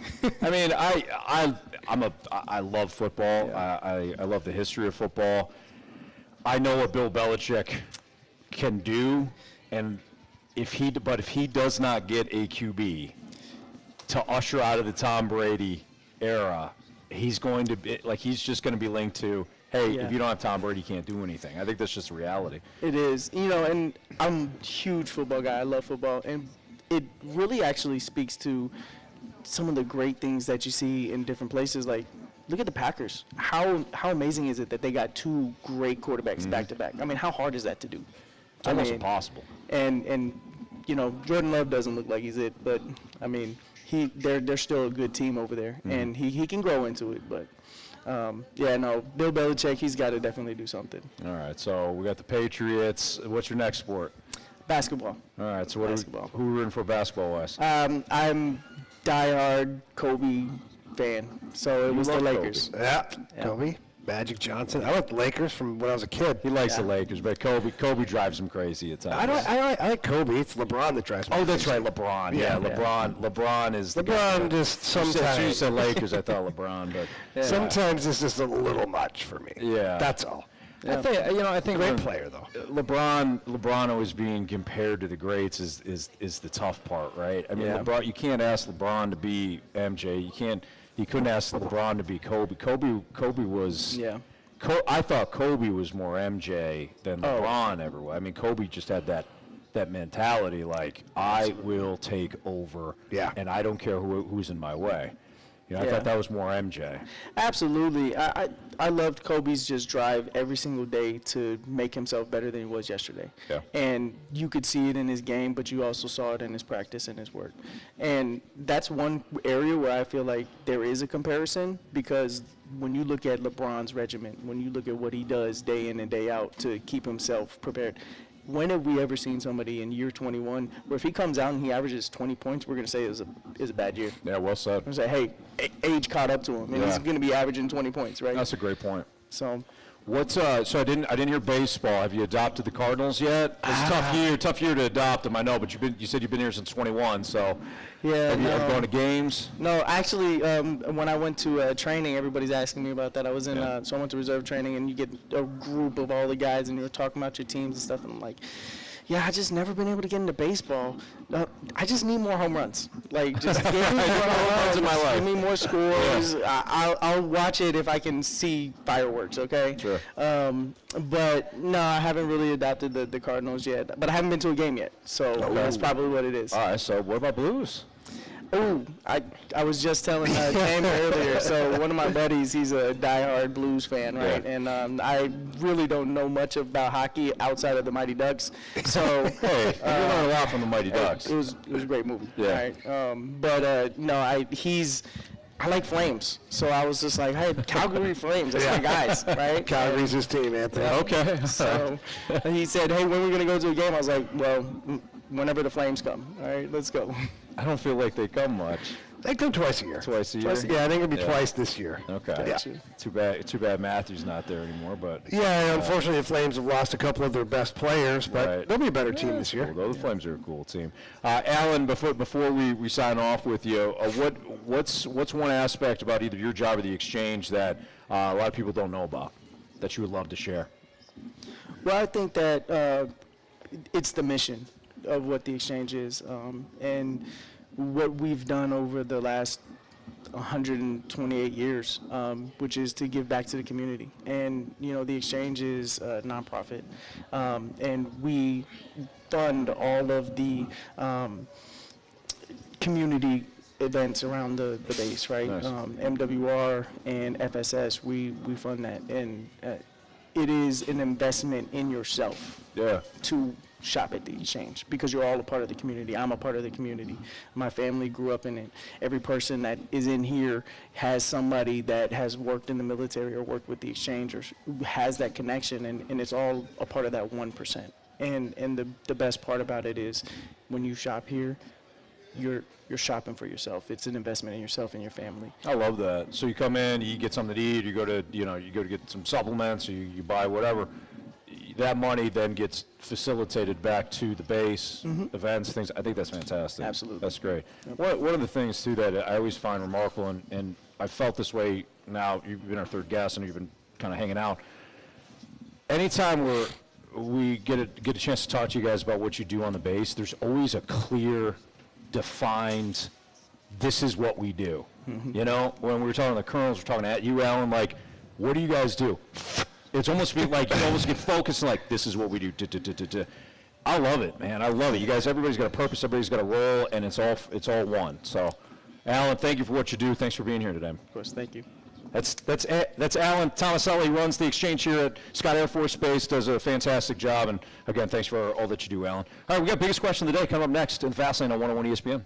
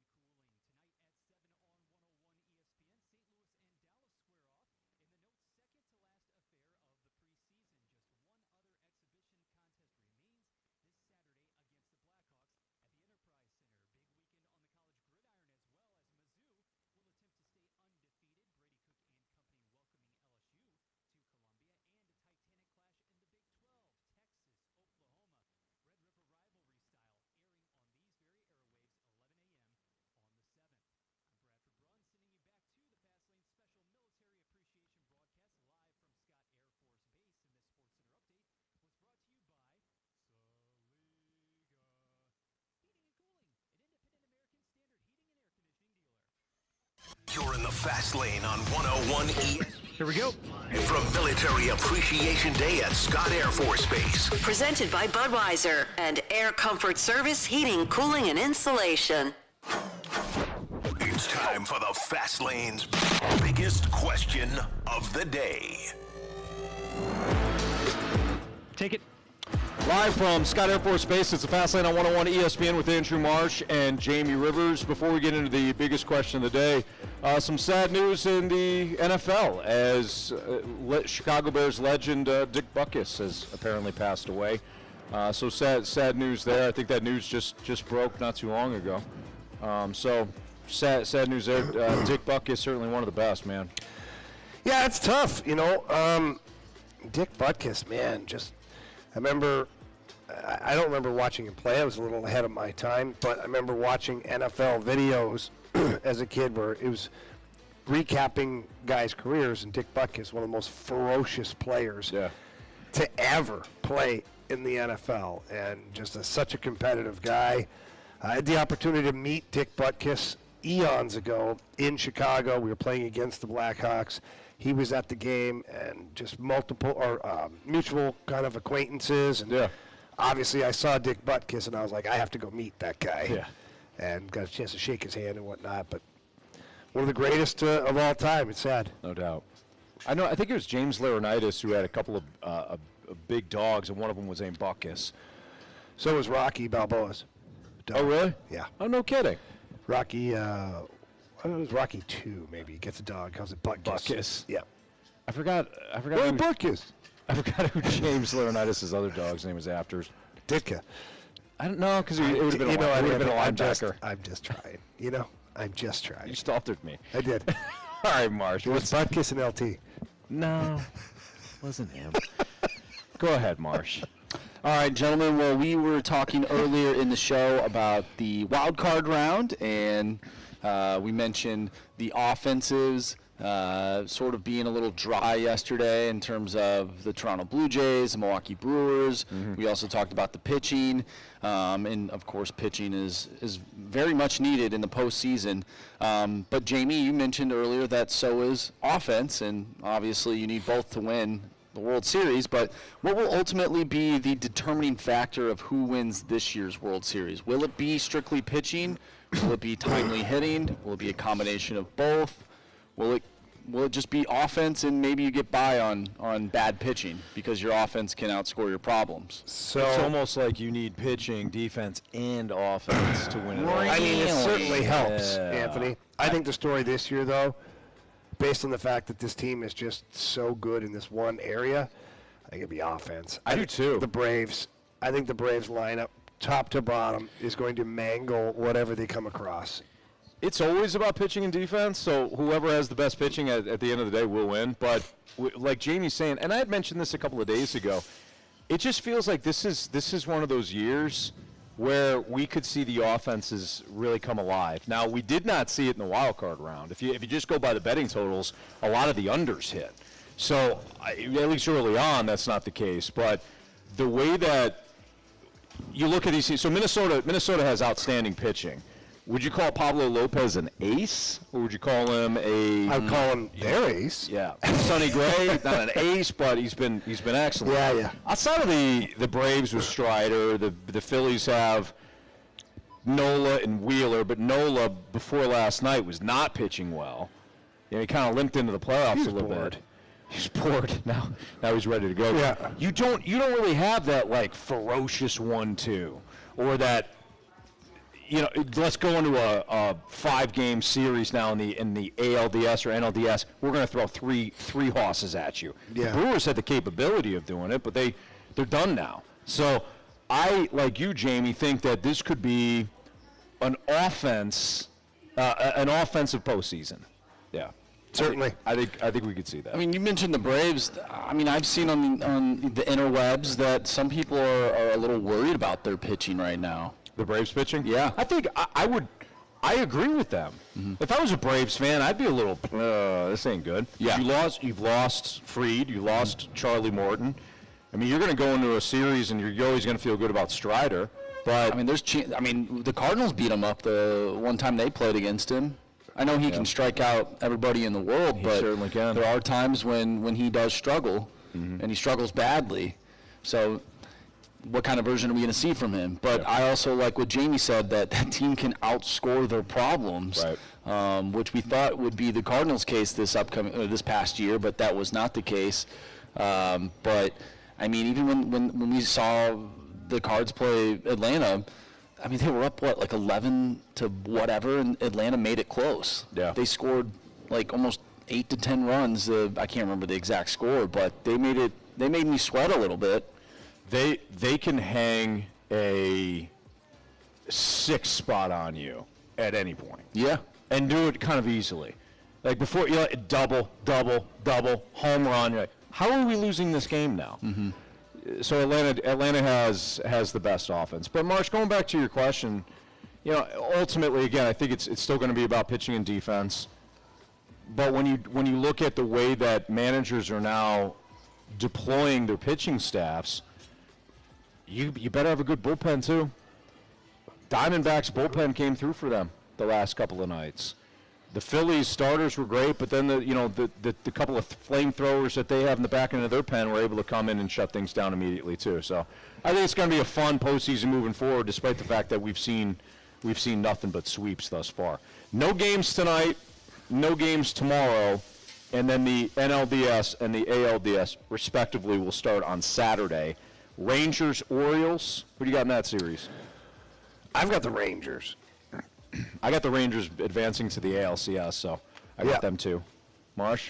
I really like the Rangers in that Rays series. I had the Rays moving on, but obviously they're not around anymore, and I really liked what you said about Bruce Bochy. He's been there, he's done that. The Orioles, while they did have a really good regular season, are they postseason ready? Yeah. Are they made for October? I don't think so. I think this Rangers team is. I think Houston. I mean, I'm sure you'll get into that. We got Twins Astros. So Twins Astros. I'll just go ahead right into that one. I think Houston is another team they're made for October, and I think they get back to the ALCS. And we have a matchup that I think a lot of baseball fans wanted to see heading into the postseason is Houston taking on Texas. Yeah. For the ALCS. For the ALCS, sure.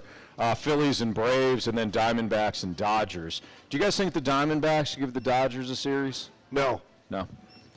So probably 4-5, maybe not a sweep, but 5. Oh, I think it's a sweep. I'd be interested to know what the head-to-head was. I can look at that. I could see it being close. Just because of maybe the Dodgers pitching staff being a little, even though it's pitched well, a little suspect. Yeah, I wonder how the Braves and the Dodgers, how they will learn from what happened last year. Yeah. Because they had a few days off, right? I wonder if that plays into how they fared last year in the NLDS. Both teams lost. So I wonder if they learned from their mistakes from last year, and perhaps I think the Braves might have been, I saw this on Twitter, that they may have been playing like exhibition games, like inter-squad games, just to keep them going. Now that could be fake, like the Elon Musk thing. Well, we're not sure yet. So I don't know, but yeah, I wonder if they learned from last year. By the way, the Diamondbacks and Dodgers. The Dodgers won. Let's see here, six of 10 the 10 games that they played this year. 6 of 10. So that was pretty close. The season series, the Braves and Phillies. If you're interested in that, the Braves 7, Phillies 3. This might just be the last 10 games, so I'm sure they played more than that. The Phillies look pretty good against Miami. They did. And they have, they did it last year, so you can't count them out. Yeah. Could be interesting. All right, it's Fastlane on 101 ESPN. We have the Blues, top of the hour. We got the pregame show for you. We got Blues and Stars tonight. So we got the pregame again right here on 101 ESPN at 6 o'clock. But for the next segment, we're going to sign off here from Scott Air Force Base. But we got what you missed, criticisms and compliments. We'll do that all next in the Fastlane on 101 ESPN.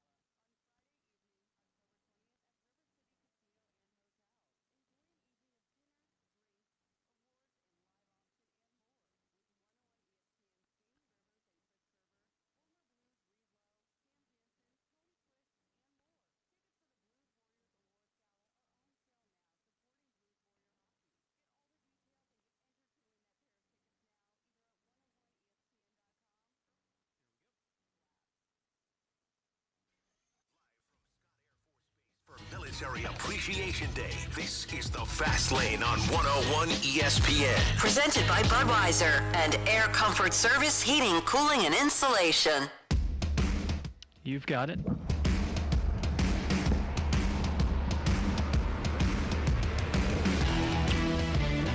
Well, a couple of thank yous here before we sign off for the day. First and foremost, thank you to everybody at Scott Air Force Base who made this broadcast possible. We thank you for stopping by and saying hello and allowing us the opportunity and the pleasure to look you in the face and say thank you for your service. And this is, again, one of my favorite broadcasts. I know Marsh and Jamie feel the same way, and we certainly appreciate being here at Scott Air Force Base inside the exchange. Colonel Cooper, Colonel Poole, and Alan Tomasello, who runs the exchange here, thank you for joining us, man. The interviews were fantastic today, boys. I really enjoyed them. They're fun. Yeah, it was awesome. Thank you to Josh, who got us set up from a street team standpoint today. He ran our 101 ESPN table. Orlandez was here as well.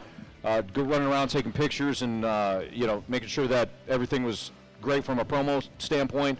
Doty, our engineer today, thank you for not only getting us on air, but keeping us on air and keeping us on track during a lot of times he's working with equipment on site that he's not familiar with. So, Doty, thank you. And thank you for Bradford Bruns running things back in the studio so Marsh can be on site with us. And yeah, some it was the greatest beer run ever. Yeah, it really was. Yeah. And Marshy won himself the gauntlet today. I did.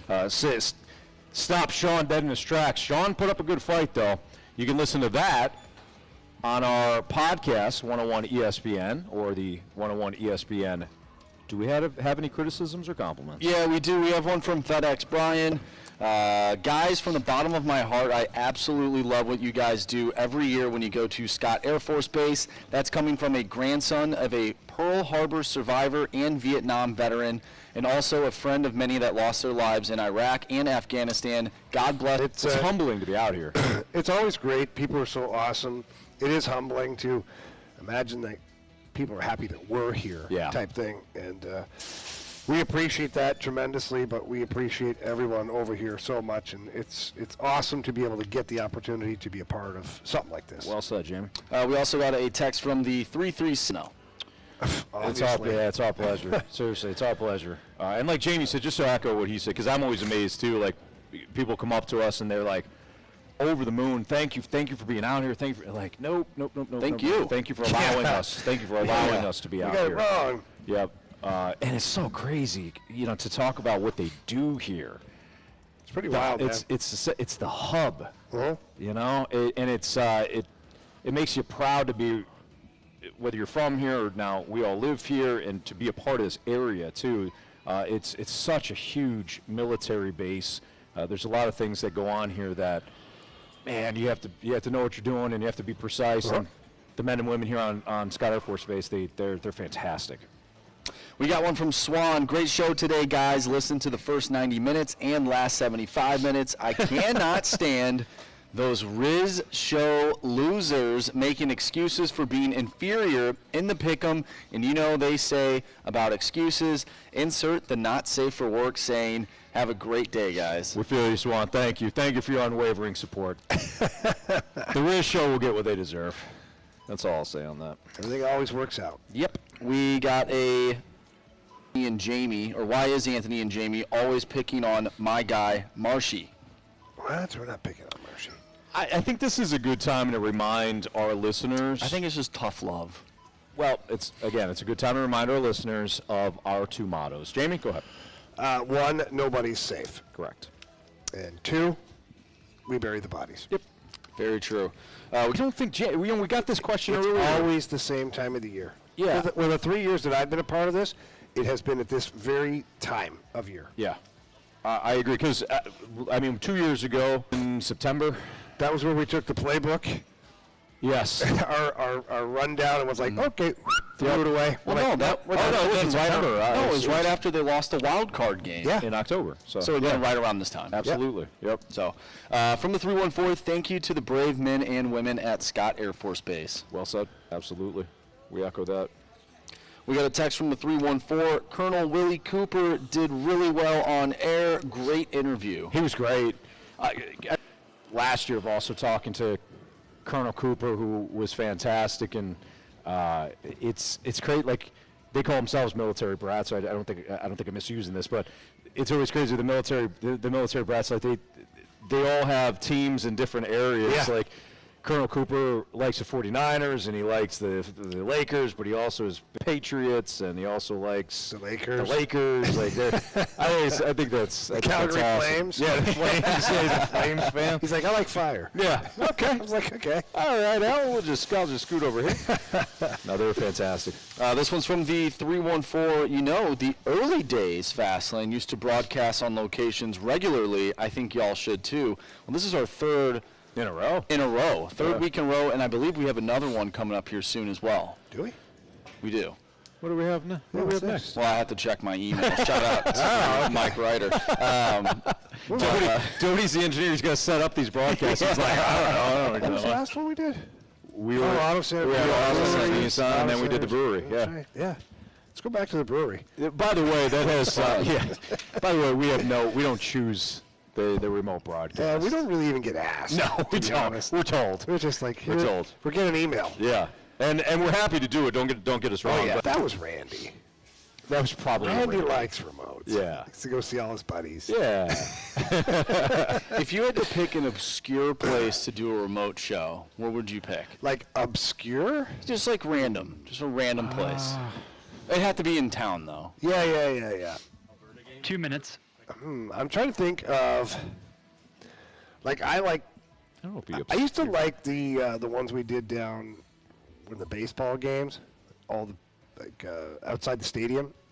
Remember that? Oh yeah, Those yeah. were good. We're there almost every week. I like when there's Ballpark lots Village? of people around, lots of involvement from Yeah, that's- listeners or people that are in the area. It's Yeah. always fun. It brings a new energy to the show, and Yeah. it's kind of fun. It's kind of like doing a live show at that point. Yes. Yeah, it is fun. Anywhere where you can provide a room full of people or an area where there's lots of people. Like opening day is always a fun one too. Yeah. That remote is always fun. People are just jazzed up, Cardinals gear. They're drinking and having a great time. We're sitting there talking like idiots, and they're either laughing or they hate us or whatever. It doesn't matter. Or they're getting in our face, telling us we got to talk more Mizzou. Yeah, that's a good point, Anthony. Anytime it's funny. Anytime we do a remote, if somebody approaches us and says, "You know what you need to do," it's usually followed by, "You need to talk more Mizzou." Yeah, and then as soon as we talk Mizzou, it's followed by stop talking about Mizzou. Stop talking about Mizzou. This might be the most we've talked about Mizzou in quite some time, and Because it's they're winning. deservedly They're so. doing- Yeah, they're winning they're football games. doing great. Yeah, and before anybody says, "Well, the Cardinals didn't win," you talk about them all the time. A little different animal. Yeah, little different animal. Those Cardinals. If I had to literally a different animal, they really are. A tiger and a bird are 30. vastly different. You put them together, you get a burger. Yeah, a burger. Never mind. You're not wrong. Yeah, a biker. Yeah, sure. All right. Again, thank you to everybody at Scott Air Force Base. We've got Blues and Stars pregame show coming up for you. 10, You'll hear 9, from Joey Vitale 8, and Chris Kerber, of course, 7. and Alex Ferrario. So our thank you to everybody at Scott Air Force Base, for Andrew Marsh and Jamie Rivers. I'm Anthony Stalter. See you. With fall appliance savings,